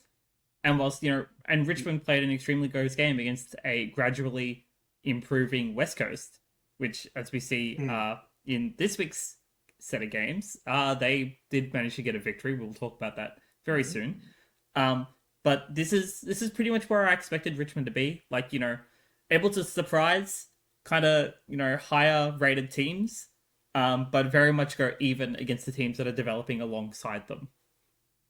Yeah, it's one of those things where Richmond, they're a bit more of a drag down team. They're still actually surprisingly good at restricting some of the best avenues for the opposition, but they just don't get much. So when you got a fairly high scoring but still bottom of the ladder team like North, they're not going to be as affected as compared to the couple of games that they've pinched off better opponents this year. Yeah. Granted, first one was against Carlton, which that remains to be seen as to whether they're a better opponent. I get it. I mean, better than Richmond, I guess. Yeah. I don't know. And then obviously the Suns, who are genuinely a top 8 threat right now. That was a big surprise to everyone, more so. Yeah, well, I said that was actually because I said, but I think the Suns, when you restrict their marking ability and all that sort of thing, that can sort of hurt them a bit. Yeah, completely agreed. And also, it was just really random. Oh, yeah, very true. No one expected it. Yeah. But jumping over to our individuals, despite apparently having a burst artery and being unwell, Cameron Zurhaar, he just lit up the MCG from up forward. He kicked 4 goals from 9 touches, all of them effective, so 100% efficiency. 6 contested possessions, 4 marks with 3 of them inside 50, 6 score involvements, and 9 pressure acts. Tristan Sherry used his body well around the ground, getting 51 hitouts, 10 to advantage, and 19 touches, 13 contested possessions, 11 clearances, 6 score involvements, 12 tackles, and 19 pressure acts. Dylan Stevens was also influential with ball movement for the Roos. He finished with 18 disposals, 5 contested possessions, 4 score involvements, 7 pressure acts, and 454 metres gained.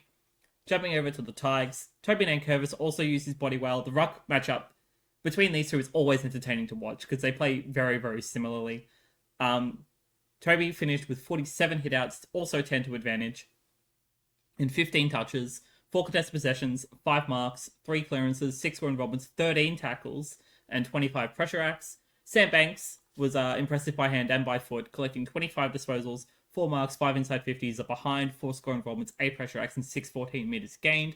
And then shoutouts to our developing forwards, being Seth Campbell getting 3 goals, Sam Lawler getting 2 goals, Dusty 2.0 of course, and Tommy Sims for getting a goal as well. And just another shout out to 200 gamer Camden McIntosh for kicking 2 goals as well for his milestone game. Yeah, it was actually a really good milestone game. And again, Camden McIntosh, when he first came into the competition, I could not see him getting 200 games. Started off really good, then looked like sort of be a very vanilla player. But, he's just sort of a week in, week out, does the hard jobs, puts in a bit of performance. And honestly, his disposal's gotten a lot better as he's gotten older. Yeah, and it's one of those ones where he was a very late improvement in disposal efficiency, because I would say even maybe 3 years ago he was still pretty bad. I wouldn't say he was bad. He's a 3-time premiership player for a reason. But he was used. No, I'm talking about disposal efficiency. Oh, disposal efficiency. Yeah, I'd say that's about right actually. But yeah, I think now that he's kind of playing a little bit more inside and playing more of a tagging role in some cases, I think it's actually improved, like the way he uses the ball overall. Yeah. And then, Gotta test his headband for grippo though. yeah, true. And then I sadly, can't understand how I can run with players when he doesn't look like he runs that fast at all, no, but no, he does it. because Good tank. he's got the bigger body strength, so he's not necessarily always running with Yeah. them. He's just holding them back more like. Yeah, I guess true, yeah. And then sadly on the injury front, there was a delayed concussion confirmed this morning from Tom Lynch, so he will miss Dreamtime this Friday. And I think he should be back for the week after, but that remains to be seen. All right. Now I don't know if I saw, but I think I saw Michael Lafau pop up in the VFL You are results. correct. He did come back in the VFL this week. That's 2 of our 5 ACL boys officially back on the park, and they're both looking very solid. I don't think they'll play any Oh, they AFL won't rush until after the mid-season. Yeah. But it's good to see them both back on. I'm very happy to see him and Judson Clark on the field. Yeah. Mid-season being only 2 weeks away. Yeah. Well, I count mid-season whenever the mid-season buys come in, so. Well, yeah, it's 4 That'll be 4 in weeks 2 of weeks. buys, but yeah, it's about 2-3 weeks. Yeah. Anyway, jumping over to the game that I think I cursed, because the last time I went up to the Gabba was when Brisbane took on GWS and Brisbane lost. I think I may have cursed this game by going to it, but it's the Brisbane Lions taking on Naarm at the Gabba. Yeah, and honestly, this is one where I might let you do a bit more talking about it because, again, unfortunately this morning I was a bit behind in my notes. I normally do the rest of these on Sunday.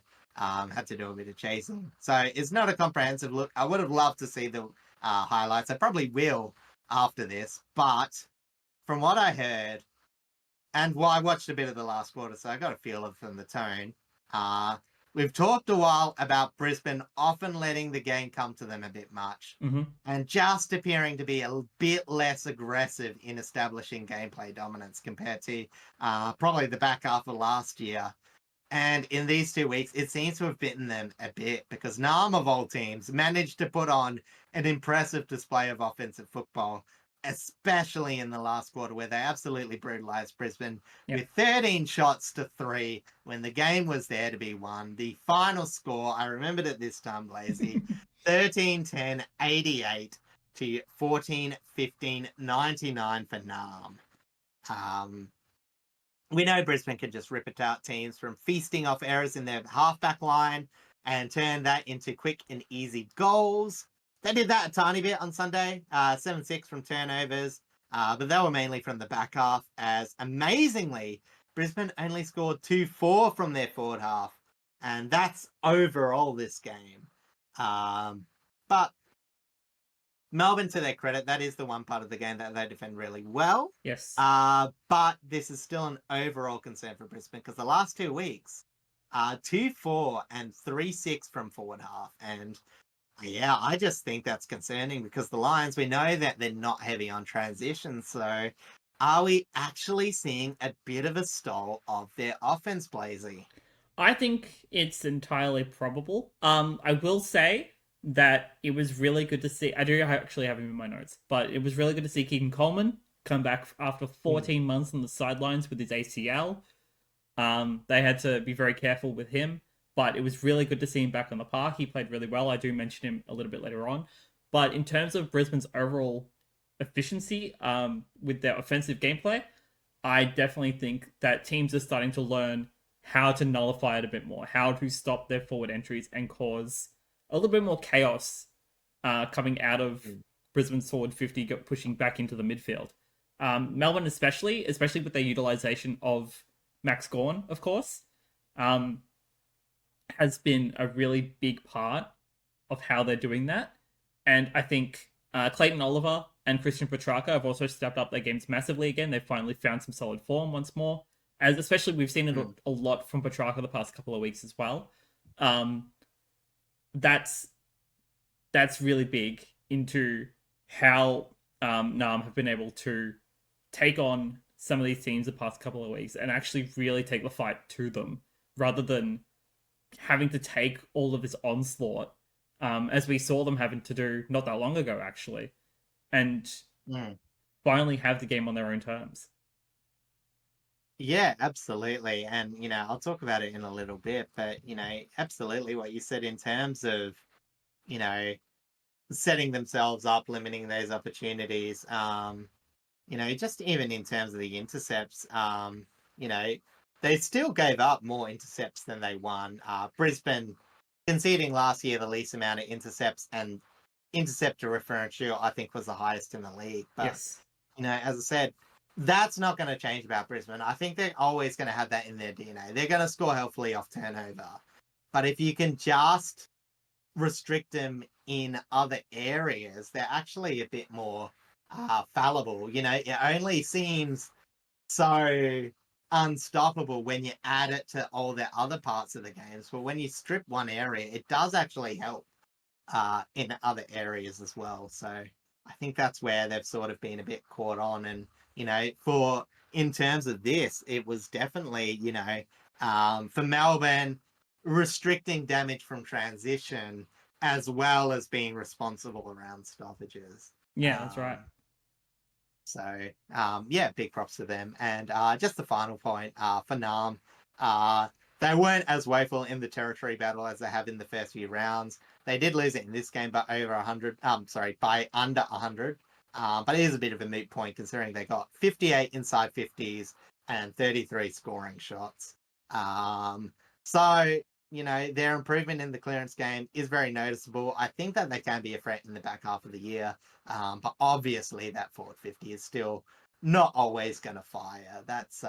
They are still very lucky that they scored 14-15 in this shootout because, it's not often that Melbourne is scoring, as I mentioned, 31 scoring shots. Yeah, that's 33 right. scoring shots. 33 scoring shots, that's correct. But yeah, no, that's right. And no, hang on. 29. 29, yes. I was looking at it and I was like, no, that's definitely right. Yeah, it must be 33 shots and 29 scoring shots, but you get the gist. But yeah, no, Brisbane and Naarm played a really, really hotly contested first half. They were very even. Oh, not necessarily first half, more first quarter. And then Brisbane kind of took control during the second and third quarters.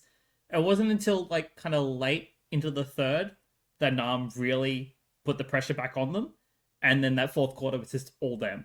Like Brisbane felt like they completely stopped until some brief moments late in that fourth. But to Naarm's credit, like they managed to pretty much completely flip the game on its head. And it wasn't and I don't necessarily think it was switching up the substitution, because both subs for this game were out tactically. They were not used for injury, thankfully.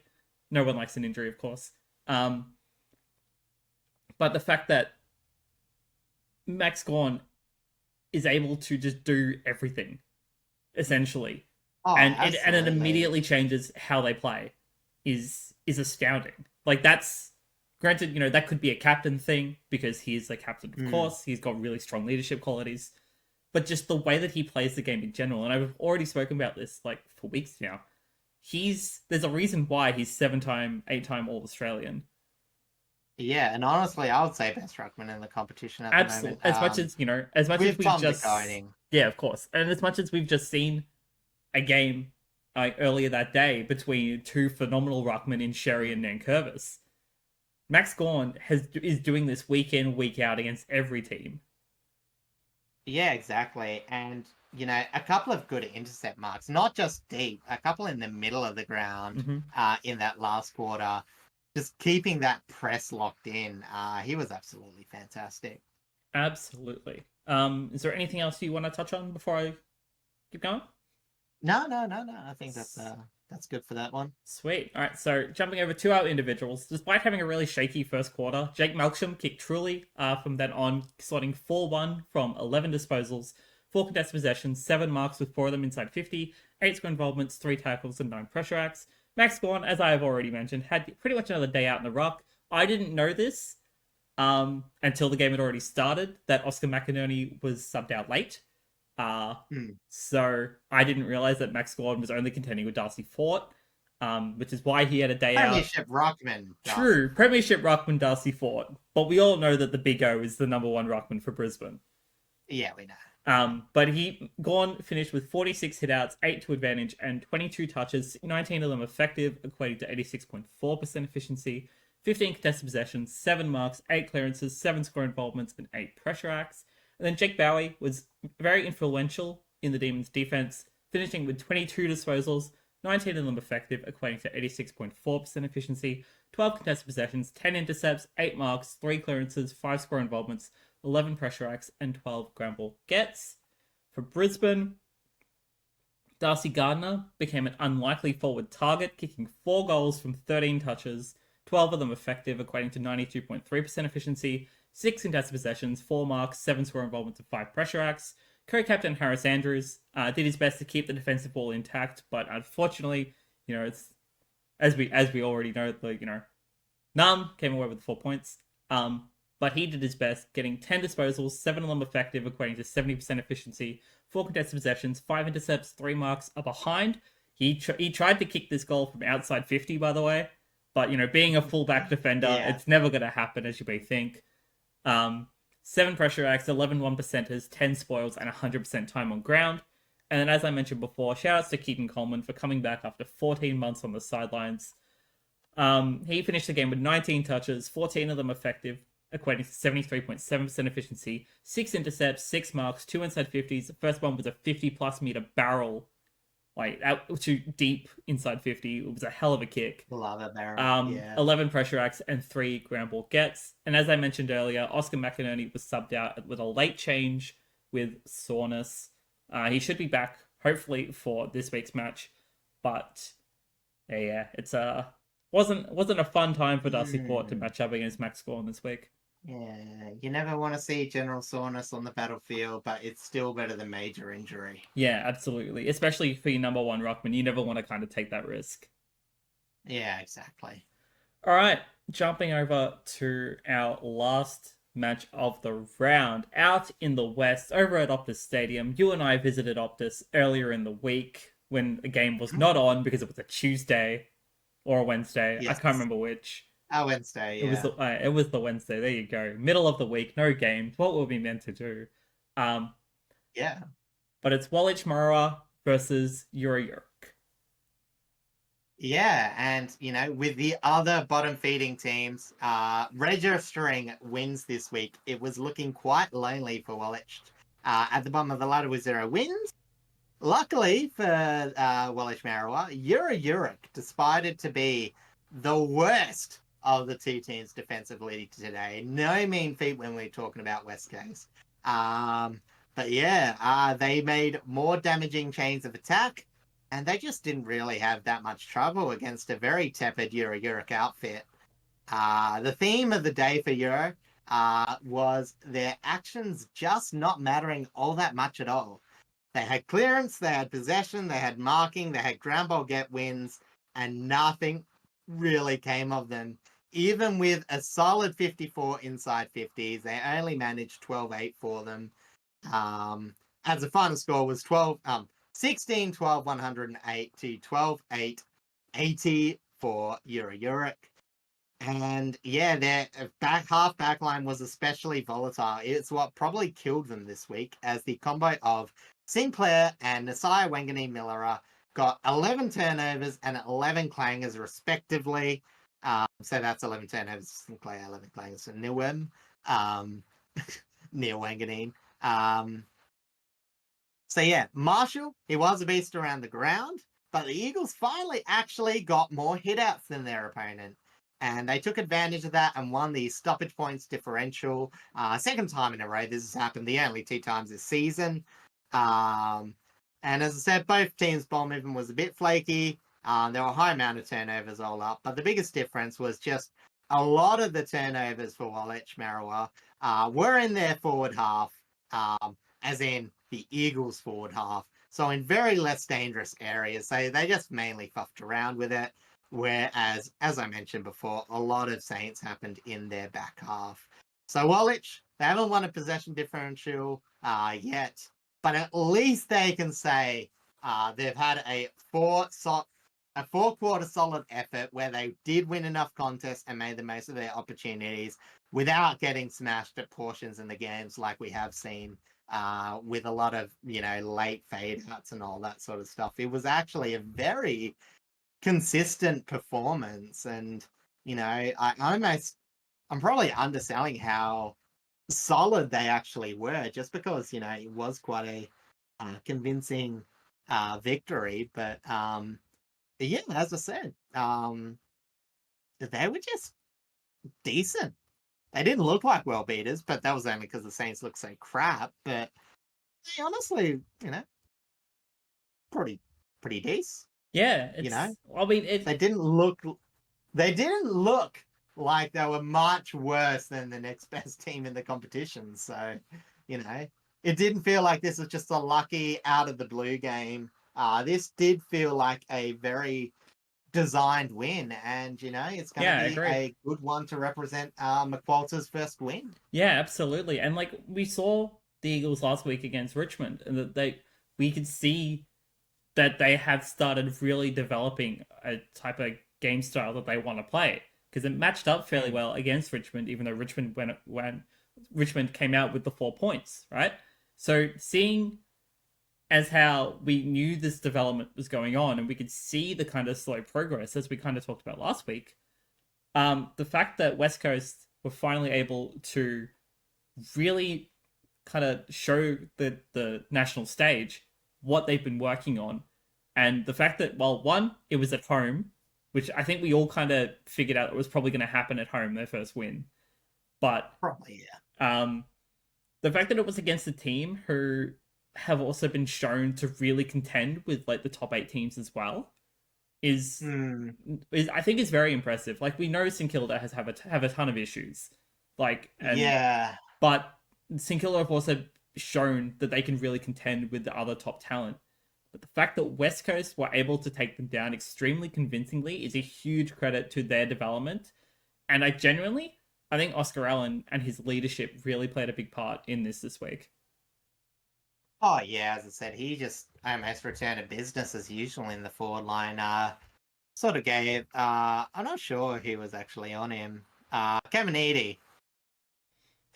I did try bits. But honestly, I think that was the other point I was going to make is for the Saints, such a big drop off between Rowan Marshall and Callum Wilkie and the rest of the team. Yeah. There's a few people that had moments here and there. Higgins was actually fine as well, but in terms of the rest of them, there was some pretty mediocre performances. Probably for the middle group, I think McRae was really the only one I would say that was quite serviceable, or at least in winning the contest. And then, there wasn't that much apart from that.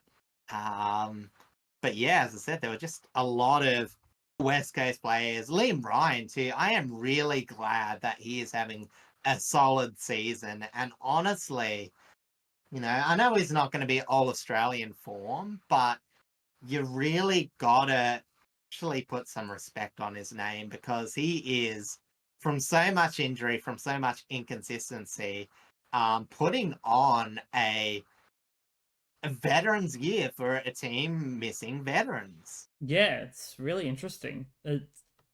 We've talked a lot about Elliot Yeo and how much his impact is really missing in this midfield, but we're starting to see the other veteran talents in this team start to step up a little bit more. And they can't always be reliant on McGovern in their backline as much as we all love McGovern down there.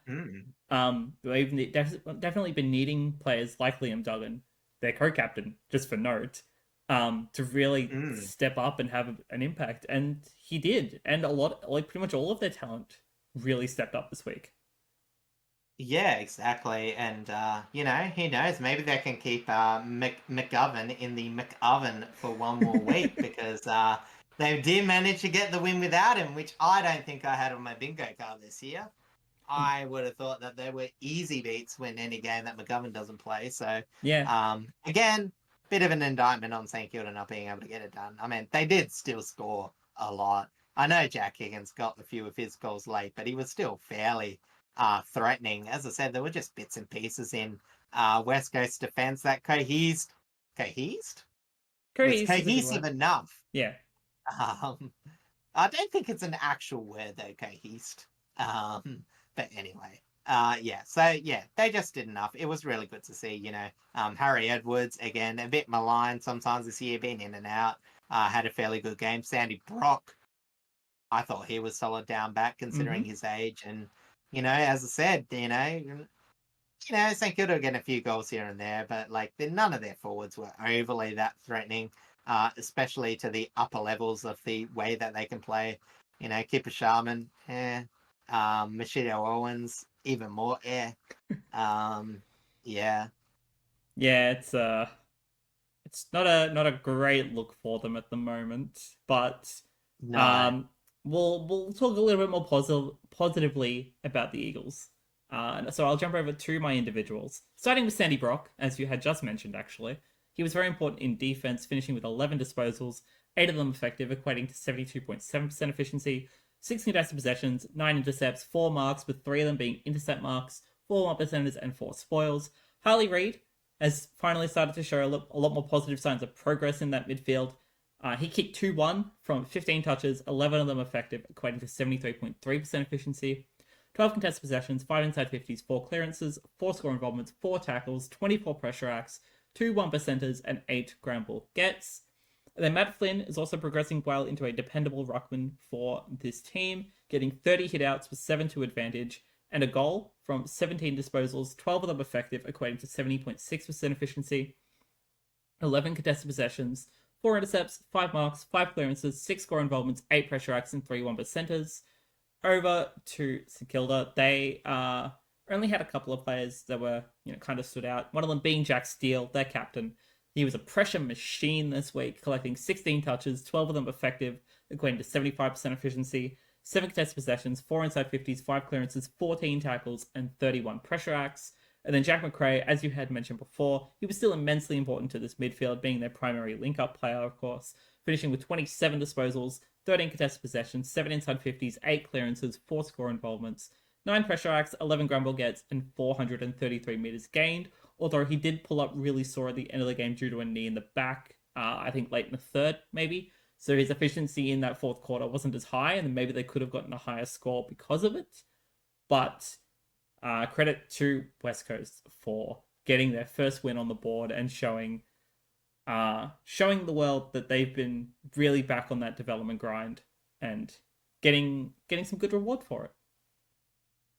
Yeah, absolutely. And as I said, it's just, so weird that, West Coast did have that comprehensive victory. Still, I wouldn't quite call it mucking around, but, still with a very interesting centre bounce attendance because you got Harley Reid taking 75% attendance. That's fairly standard. But again, supporting that, Elijah Hewitt, Jack Graham, Brady Hoff, Liam Ryan.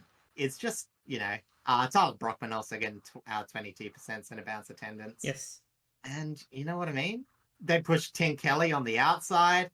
That actually seemed to work fairly well. He actually had some pretty good ball use inside 50. Wasn't the most impactful player, but the moments that he did have, he managed to do that quite well. So, as I said, they're working things out.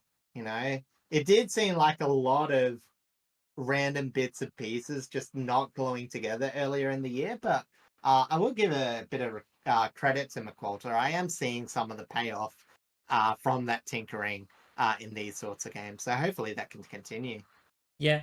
It's definitely positive signs. And granted, they don't necessarily have the easiest schedule, even though they probably should. Mm. They definitely have a point to prove now. The fact that they've got a win on the board, they could take that chip off their shoulder, and they can finally start to contend a little bit more with some teams that maybe are faltering in areas that they may be able to capitalize on. Essendon kind of being one of them. And I don't. Sorry, I thought you were alluding to something. I just checked here. They're playing next week, but No. yeah. I must admit, for Waalitj Marawar, that is the harder thing. Pulling up next week, especially if you're a struggling team that's just won at home, because it tends to be an away match next, and that can be a bit hard. But we'll lead into that a bit later. Yes. Jumping over to the MRO, as the MRO reports have just come out as of recording this, Brady Hough was fined $1,000 for unreasonable or unnecessary contact with an injured player against Rowan Marshall. Oh, I did actually look. okay. I did actually look at this very briefly.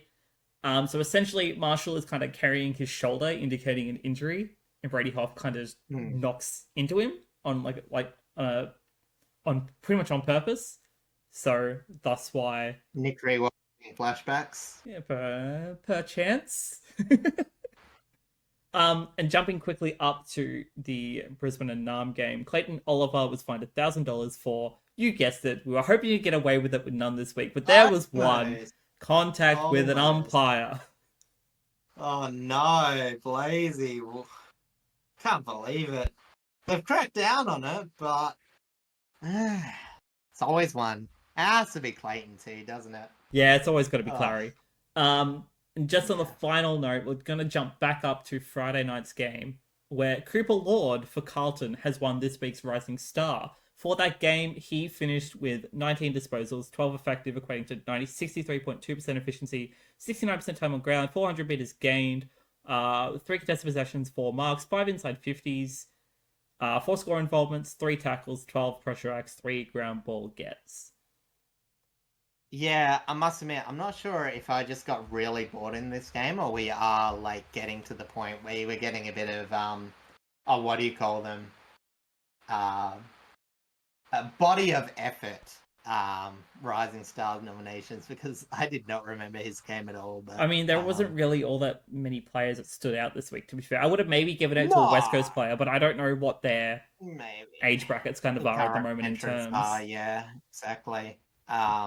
But it doesn't matter too much. He's had some really good games this year. I don't mind him as a player, Cooper Lord. So yeah, agreed. Yeah, more than happy him getting a Rising Star nod. All right. Let's jump over to the fixture for this upcoming week, the second round of Sir Doug Nicholls rounds, starting with Geelong and the Western Bulldogs down at GMHBA Stadium. Wow. If they're able to replicate the scoring of their performances last week, this could be a very big shootout. Two teams, they score a tiny bit differently, but are very, very good at getting offensive dominance out of their games. And yeah, I don't know where to go with this one. Yeah, might not even be a close game. I was you know what I mean? Very, very impressed with the Dogs, obviously, against the Bombers. But then again, that was also against the Bombers. What? Oh, yeah. No, I was talking about the Bulldogs. Oh, sorry. No. Bulldogs. But I mean, I was also impressed with Geelong against Port. That's not to be understated. Yeah. But I think Geelong's injuries, I know Dangerfield has been in and out a little bit, mostly because of his age, of course. Again, he has been playing a lot more forward time because of that, but very limited midfield time. But I think the leadership that he still produces is enough of an impact to where it could lower their efficiency, and so just kind of have that sort of morale boost with him on the field, that sort of thing. However, I think their transition game, just the way they move the ball, will be perfectly fine. They've got incredible forwards to be able to utilize it inside 50. But I think the Bulldogs and their work in that midfield is going to be very, very hard to get around. Yeah, and that's exactly right. And we know Geelong do concede a lot of first possession. They are good at shape. It doesn't often lead to blowouts in the centre, but the Bulldogs are probably a team at this moment that are skilled enough to, burn them the other way. So honestly, again, this will be a high-scoring contest. It will probably be decided by 30 or so points. Honestly, I might actually lean towards the Bulldogs here. Recent history suggests there's a good chance. I like the way that their forward line has functioned, and the Cats have just occasionally felt a bit off, especially at Goomba, which is weird. I mentioned before, how good it was for Geelong to get these home games, but then you see some of the teams that they face against, and they've seemed to have an okay record at the ground. So, yeah, that'll be interesting. But I might actually lean towards the Bulldogs, but that just might be because I've been enjoying watching them. Not so much when they smash Port, but then again, I didn't enjoy when Geelong smashed Port as well. So Yeah, can't really win on that one anyway. yeah, that's true. I just looked at the weather for this week, and it's going to be a low of 16 degrees Thursday night. It might be even colder because Geelong is up against the Bay, of course. High. So You mean high 16? oh no, so yeah, I do mean a high of 16. So it's going to be probably like a low of 9 or 8 degrees that night. So Yeah. I don't know how that's going to become into effect. That's the hard thing about games in Geelong, especially as we go into winter, is like they're gonna experience a lot of the situations that like Geelong had just faced in Adelaide, where you're gonna get a lot of probably cramping because of how cold it is, how hard it is to keep your body warm in those conditions. Like I don't, Yeah. I It is a weird do, sport, though. I feel for the players because they have to deal with it. But I don't know, considering Geelong have just gone through that, and the Dogs got to play in in an inside stadium. It's going to be really interesting to see how that part of the game kind of shapes up. I don't know. I don't really think about cold weather, to be honest. I only think about hot weather. It may just be my Perth background. I don't know about that, but That's yeah, as I definitely a said, Perth background. yeah, But as yeah, I said, it I could. think anything under 20 degrees is too cold to play football. So You're that should probably just point you're out to probably my not wrong. standard. I think you're definitely not wrong in that degree. But yeah, I am kind of leaning towards the Doggies as well. I'm very impressed with them, especially over the past couple of weeks too. So I think they definitely have a shot at sneaking a win here against the Cats. Yeah, probably. As I said, it's a bit hard to tell, but honestly, as I said, if they were a bit flaky in other areas, I might give it to what do you call it, Geelong. But honestly, it's just the only way I would see the Bulldogs really losing it is if points off turnovers start to affect, because that is something that they might get burnt off, because neither team are very good on disposal. But Geelong tend to be one of the top teams. I think it's like is it? I think it's Gold Coast are highest off turnover, and then it's like a few other teams in Geelong, a few other teams in Bulldogs. Yeah, it's something like that. By memory. They're very much split between by a couple teams in terms of how they operate. Jumping over to Yeah. so you want to say something else? No. We're all good. All right, and jumping over Good. to Friday's match, the traditional Dreamtime clash sadly moved onto a Friday instead of a Saturday. But it is Essendon against Richmond. Richmond looked to be a little unfavored in this matchup, but I feel like this could be a lot closer than statistics may suggest. Yeah, honestly, I don't see really.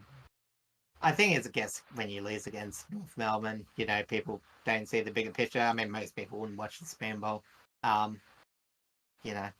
But again, Richmond looks solid. Essendon looked like a steaming pile of garbage. Again, I say that as a team that did perform like a steaming pile of garbage. But it's really hard to tell. So we've got the strengths for Richmond. They're a good tackling team. Put a lot of pressure on. Against Essendon, that's okay. I think the biggest thing for Richmond is to not let Essendon handball chain out of the tackles, which has been a bit of their problem because they're so committed. If they don't stick the tackle, they end up actually being one player behind because, they've committed so many players to winning the ball. But if they can do that, they're actually a solid chance. Forward line up against each other. I think, again, Richmond might need to try and be a bit more aggressive. I think they'll prefer intercept marks over bringing the ball to ground just because Essendon have so many threats on ground level. But, as I said, if they can just find a way to, a few more goals, which I think will be hard with Lynch. I'm building all this up. I'm still probably going to tip Essendon, but not by much. Well, the thing but for yeah, Richmond is that it's going to be no Lynch and no Bolter as the yeah, exactly. two primary outs. Happy time, yeah. We definitely know that obviously Lefau will not be back in yet, so we're going to be reliant on our younger forwards, Tommy Sims, Seth Campbell. We might have Jonty Fall. We might have Liam Fawcett come back in. We might have this game could also just be played on the ground rather than in the air. So it'll be it'll be interesting to see like if we bring in more tools or if we play a more smaller sort of game style. Yeah, I mean, it might be the way you sort of have to go because, Essendon, they're a bit of a mix. As I said, the only thing you got to worry about is probably Mason Redmond on the rebound if you're trying to bring the ball to ground. But yeah. Honestly, I think it's just the way to go. Just try and make that whole thing. So they're going to have to be more creative. I don't think it's going to be enough, but I'll tell you what, if they did have Lynch, I'd be edging towards Richmond. I don't know if I want to risk the tip on the Tigers this week. So I might go with you on a Bombers tip, but I think it could be a very much a closer matchup to what people are expecting. Yeah, exactly. It's like, okay, yeah, Essendon were pretty terrible last week. They haven't been that bad before that, but, they're Richmond. They've been respectable for a team that's, sitting in the bottom half of the ladder. Yeah. All right, jumping over to our Saturday matches. Starting at Marvel Stadium, we have Carlton and GWS. Yeah, and, it's going to be one of those interesting matchups where, again, I can see Carlton winning this. That's the problem. I don't want to tip them, but, their back line should be fairly suited for GWS's attack. We've seen GWS's distribution in the forward line be pretty mediocre. Mm-hmm. And Carlton defend transition fairly well. So the Tsunami will have limited options. That being said, Carlton are a disappointing, sad team that does sad performances when you've tipped them. You are not wrong. Yeah. This one this is very much maybe a tip with your heart kind of tip. Yeah, I mean, on the flip side, GWS have enough to match up for Carlton's forward line, and we all know how bad they've been on ground level. So, true. Honestly, this could be a worst of the round situation. I think these two teams nullify each other in areas, which is just going to make a bad contest. Not saying that these are the two worst teams going to play in this round, but I think this could be one of the worst matchups head to head. I would be avoiding this game if you want to, or you can watch it. I mean, I've got nothing better to do normally. It starts at 10:30 a.m. Perth time, 12:30. Yeah, no, 12:30 Melbourne time. So it's an extremely early game. So that won't be a factor time wise, I don't think. But it'll just be like, what are these two teams going to produce? Is it going to be decent footy or is it going to be really rough? Yeah, I can't see this game being good to watch. That's my Cyric half-baked prediction. The Carlton and GWS game will be awful. Yeah. No tangible measurements this week. No, nothing. Just pure, unobjective. Book this game in to be the worst watchable outfit of the week. We'll take that. We'll take that. All right, jumping over now to the MCG where Hawthorn host the Lions. Well, another interesting one. You think that the Lions will be very keen to establish some midfield dominance, wake themselves up, and we know that Hawthorn, despite a lot of their good areas of the ground, their inside midfield is comparatively a bit weaker. Yes. I wouldn't say bad, but definitely not as strong. So, if Bulldogs, Lions come in and really aggressively attack from the centre, I could see them getting a really good early lead or, a period of dominance. However, transition-wise, I think Hawthorn are a bit better than the Lions just in general. So, yeah, it depends how the defenses are really going to stand up. I think Hawthorn have enough to win, but, it's a hard one to tip. Yeah, I I think think it's honestly pretty this 50-50. genuinely might be hardest game of the round to tip.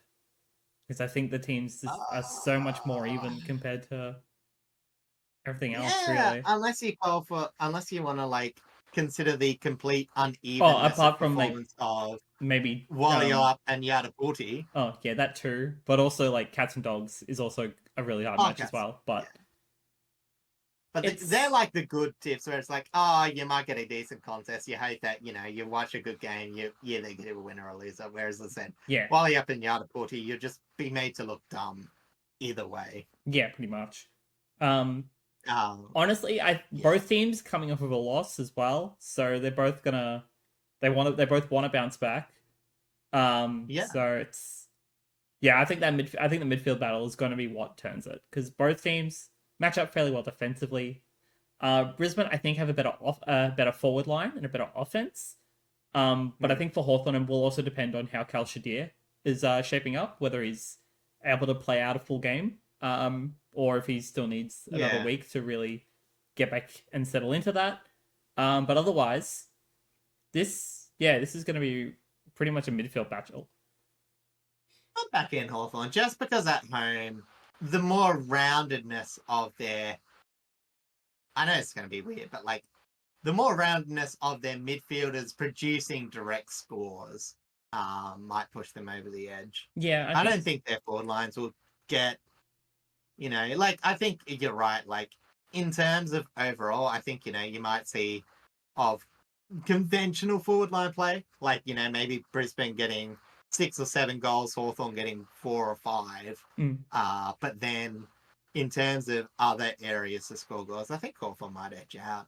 I might back them in, but again, depends on who's in, who's out. Yeah, I think this one is a very much a who's in, who's out kind of matchup. But I'd like to back in the Hawks as well, to be honest. I think they've put in enough solid work this week to really deserve another win on the MCG. Yeah. All right, jumping over. These guys were very close last year as well. I should have mentioned that. Yeah, that's true. And considering that was the premiership year for Brisbane as well, and this was about the time where Hawthorn started to. I'm wrong, actually. It was Hawthorn by 25 last year. Oh, well, there you go. Yeah, this is actually that's right. Yeah, because it was one of the wins that kind of leveled out Brisbane before making their finals run. I think it's very early on as well, so it was a hard gauge on both teams.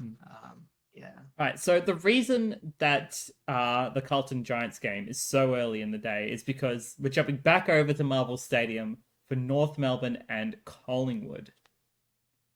Yeah, it's not quite dream time at the G, but for Sir Dag Nichols around, I guess this game's getting a bit of highlight.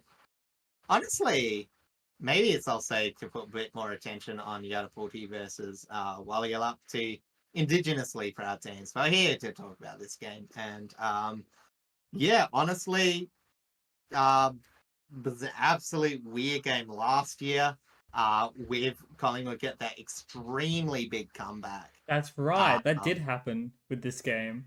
Yeah. North were absolutely in complete control until they weren't. I don't think we're going to see that this year. Collingwood look a lot more even with their defence, and I think this is where it's going to fall apart for the Roos. Is I don't think they will pierce Collingwood's defence often enough for it to really make up for the fact that Collingwood are one of the best teams off turnover, and the Roos are just a mediocre all-use team. Mm-hmm. It's a pretty simple equation. Do I think the game's going to be bad? Yeah, probably not. It might be like a 20-30 win by Collingwood, I reckon. Yeah, it's just hard for me. Any avenues for a Roos win. Collingwood don't have the greatest track record at Marvel either, but I don't think that'll affect them all that much against this matchup against North. North coming off of a decent win as well. They want to try and keep that momentum. And they definitely can take the fight to Collingwood, as we saw in their contest last year. But I think Collingwood was still very much edge out on top by a fairly decent margin. Yeah. One thing to note, though, for North is that Paul Curtis will be back His Yes, 3 weeks are it is officially true. up, so it'll be Mhm. good to have him back in that forward line. Well, considering the fact that Zohar might actually be out, considering that Yeah. busted artery that was reported, so that might make an interesting shift in their forward line. But otherwise, yeah, I think it's going to be Collingwood pretty much 90% of the time here. Yeah, pretty safe there. All right, in that case, then we're jumping over to Optus for a really, really interesting matchup for Sir Doug Nicholls round. It's Walayalup versus Yartapuulti. Yeah, and as I said, I will be boots on ground this game. I will update the socials probably. I'll try and get as much as the pre-game entertainment as I can as well, because they will do this very well. I think the Dockers have probably been secretly pushing to get a bit of highlight in Sir Doug Nicholls round because of their decent Indigenous history. Yartapuulti obviously in the same boat. So I'm very glad that we got this matchup on Sir Doug Nicholls round. In terms of the contest, who the hell knows? Honestly, don't even bother logically thinking about this game. Um, I am semi-joking. Defensively wise, I think Yartapuulti okay against it. I think the biggest thing is if Freo can win enough ground level contests, Yartapuulti being absolutely shocking in that degree, uh, then, they'll be able to put on enough offensive pressure. So as long as they're around being first to the ball, they should be all right. But again, we have seen Walayalup trap the bed in the clearances. So if their midfield's off, that's when you might see Yartapuulti pull out a surprise wing. Mm. Try and separate that defense a bit, bring the ball to ground. But yeah, I mean, logically, especially with those injuries, it's going to be hard for Yartapuulti to defend. They've got like what 3 of their main halfback distributors out. If Josh Sin is away, we're going to be floating someone like Lawrence or something like that. So, yeah, it's hard to tip them, but this one's more of a crapshoot than a really, you know, than actually close, I think. Yeah, yeah, I This think just that's could go fair. anyway, and there's no real, yeah. Yeah, But you would tip Walayalup if you were being safe. yeah. I There's think I probably more avenues. I think Walayalup's improvement in their defense over the past 2-3 weeks, I think edges out a little bit more. But yeah, if their midfield isn't firing, if they're struggling to get anything to their forwards, it could genuinely be just a complete flip. It's really hard to actually kind of really pick this one. You're right. Yeah. I It's one wanna of give those the games edge where to the it's like, Dockers, but yeah. But again, it's one of those things where these teams play good, they look good, but when it's not clicking, they can look like some utter garbage. yeah, So agreed. that's just where these 2 teams are at the moment. Also, I'm glad you're going to be boots on ground for this because I will be unavailable to watch these 2 Saturday night games as I will be working the disconnected esports Overwatch LAN at Fortress Melbourne, the first Overwatch LAN since in pretty much in 2019. So it's been about 6 years since the last LAN. So if you're in Melbourne interested in Overwatch, come down to Fortress, come watch some live Overwatch gameplay. There're going to be prizes. There's going to be a bunch of awesome people around to hang out with. So come check that out. Otherwise, I will try and keep an eye on these games on my phone at the very least. But because I'll be working the event, I don't know how effective that will be, but we'll see. But yeah, that's definitely going to be a hard game to kind of measure up to in terms of who's gonna win, who's gonna not crap the bed. Yeah, pretty much. It's a bit like that, unfortunately. All right, jumping over to our Sunday games in that case. Over at Talking about the not crapping the bread. Adelaide Oval, yeah. Kuwarna Mm. hosting Waalitj Marawar. Yeah, honestly, you hope that the Eagles can put some sort of defensive effort against Kuwarna, but this is where on paper, not really the team you want to be coming up against to put in back-to-back solid performances. No. Midfield-wise, if they can at least be respectable, we know Adelaide can be a bit mediocre with their ball use. So, they might be like, hey, even if you do lose the clearance, let's just be solid on our half-back line, try and rack up the intercepts and work from there. Yeah, I agree. And if they do that, they could get close. Well, close as in not a 70-point margin. But yeah, they just don't have the tall timber to defend Phil Fogarty and maybe Tex if he comes. Yeah, it's that's where the loss of McGovern is really going to hurt them because they don't have exactly. They don't have the personnel to deal with that tall of a forward line. It's a lot different than Cooper Sharman and Caminiti. Michita Owens. Yeah. Oh, Caminiti, sorry, was fully back. I don't think he. Well, he can swing forward. I just don't think he did that much. No, yeah, you're right. But yeah, it's a very different forward line, especially considering still thought one of the best tall forwards in the league right now. Fogarty backing him up very solidly. Tex obviously has a veteran presence and knows how to work any opponent under a ball. That's incredibly difficult for a young defense line to match up against. I do agree that the midfield battle will be really interesting. I think if they're able to nullify Isaac Rankin, they'll have a little bit more opportunity to kind of flip the ball in their favor and hopefully get some pretty solid inside 50s out to Waterman and anyone else able to kind of be a solid presence up forward. Otherwise, I think Kuwarna are just going to run away with this. Yeah, I think the other thing too is I think Graham can actually provide a really good role for Richmond because again, Richmond? Sorry, West Coast. Because I think in terms of we've seen Jordan Dawson improve this year, but there's still time. He has not some so much patches last week, every now and then. Where he gets a lot of ball, doesn't use it that well. And I reckon he's the sort of player you're like, you know what? We'll concede that we're not going to win the clearances, but if we put our pressure player on that and then just put enough pressure on Rankin, those clearances won't be as damaging. Yeah, I agree. I don't think you can put Graham on Rankin because he would just lose me to reach, but I think Dawson's where you're really thinking like big body matchup.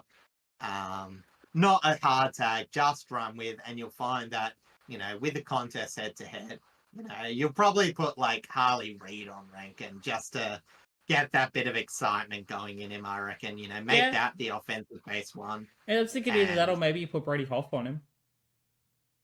Yeah, just defensively, I guess there's a bit of a run with, but hey, is he fast enough for Rankin? I guess he could be. I've got similar builds, so I think he could probably keep up. Yeah.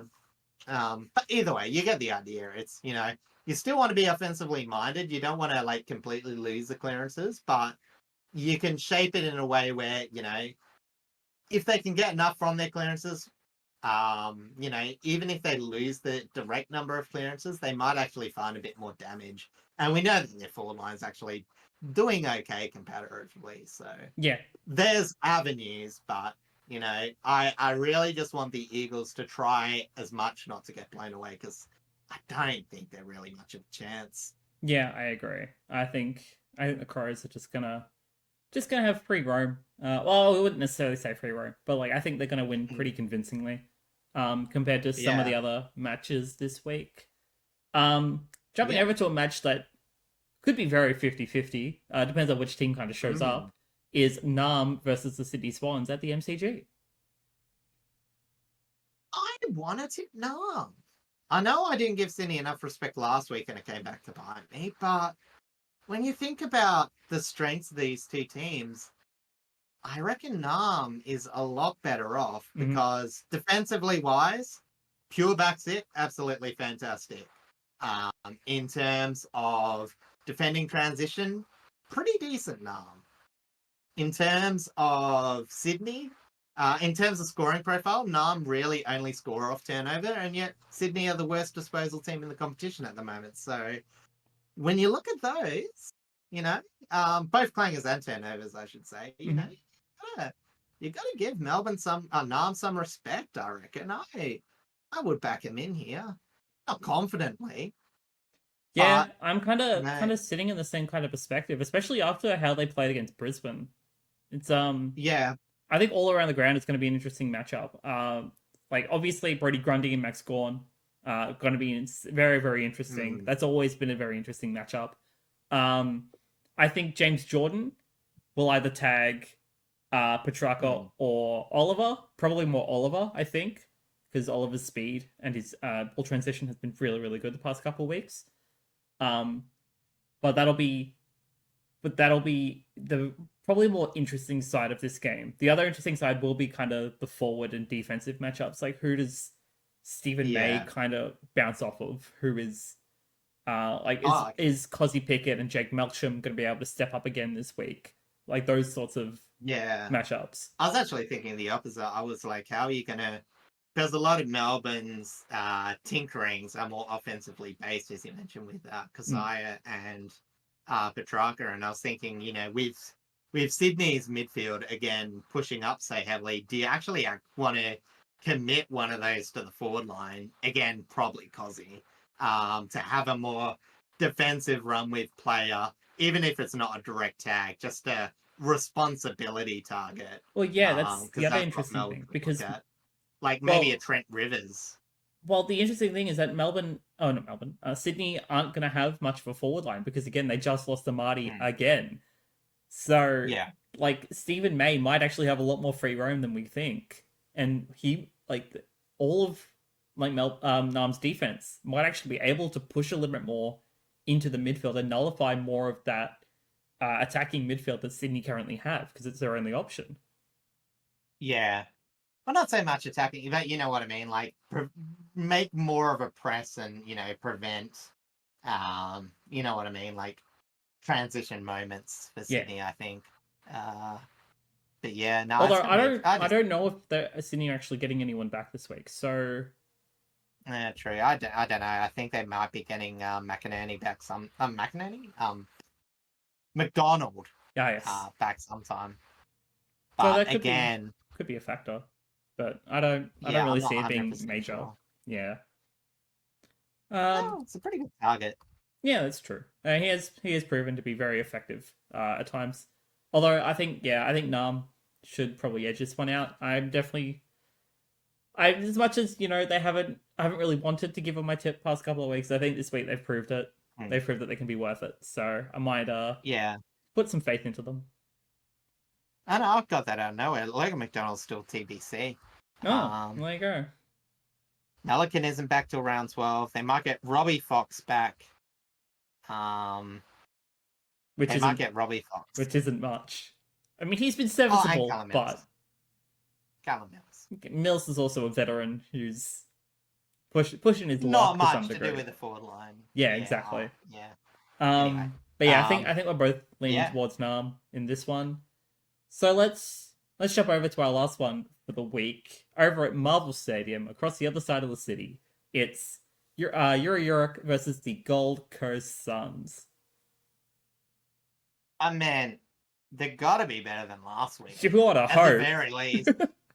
Like, I'll tell you what, if they do as bad in the midfield, yeah, the Suns are going to absolutely obliterate them. But again, I mean, we're seeing this with Euro-Europe. They've gone from really bad in the midfield to okay in the midfield to you know, but their back half transition needs to be a lot better because again, Gold Coast they love to feed off intercepts.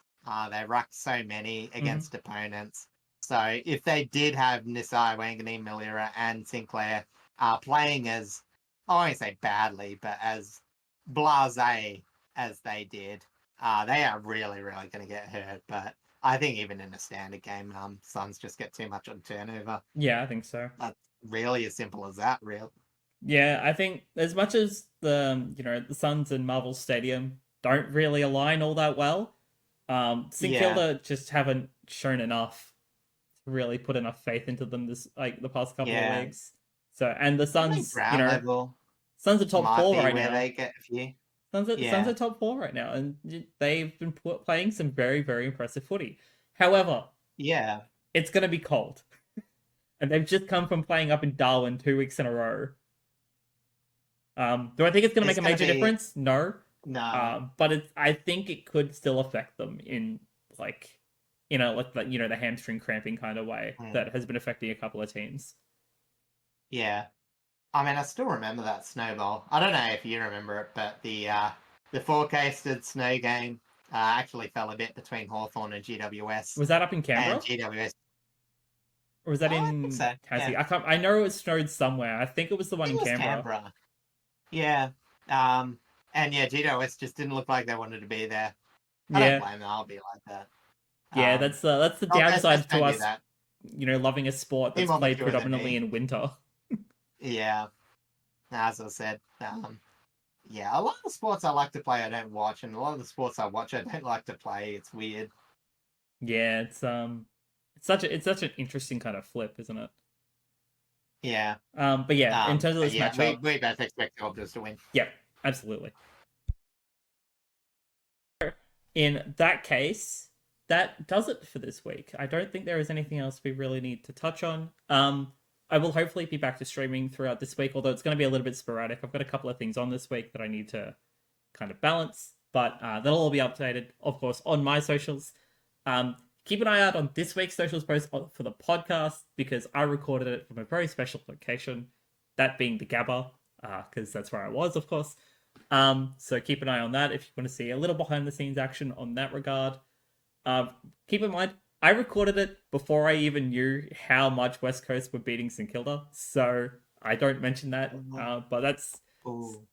Still, keep an eye on it, it's pretty cool.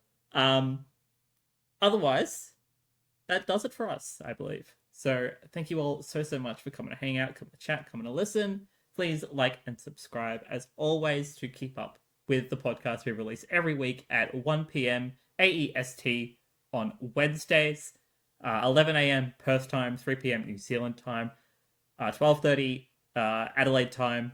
I think it's also 12:30 in the Northern Territory. I can't remember. I think outside daylight savings time they're aligned that way. Otherwise, hopefully we'll see you all next week, of course, for episode 60 of the podcast, where we will cover this entire round and preview the next. So until then, take care.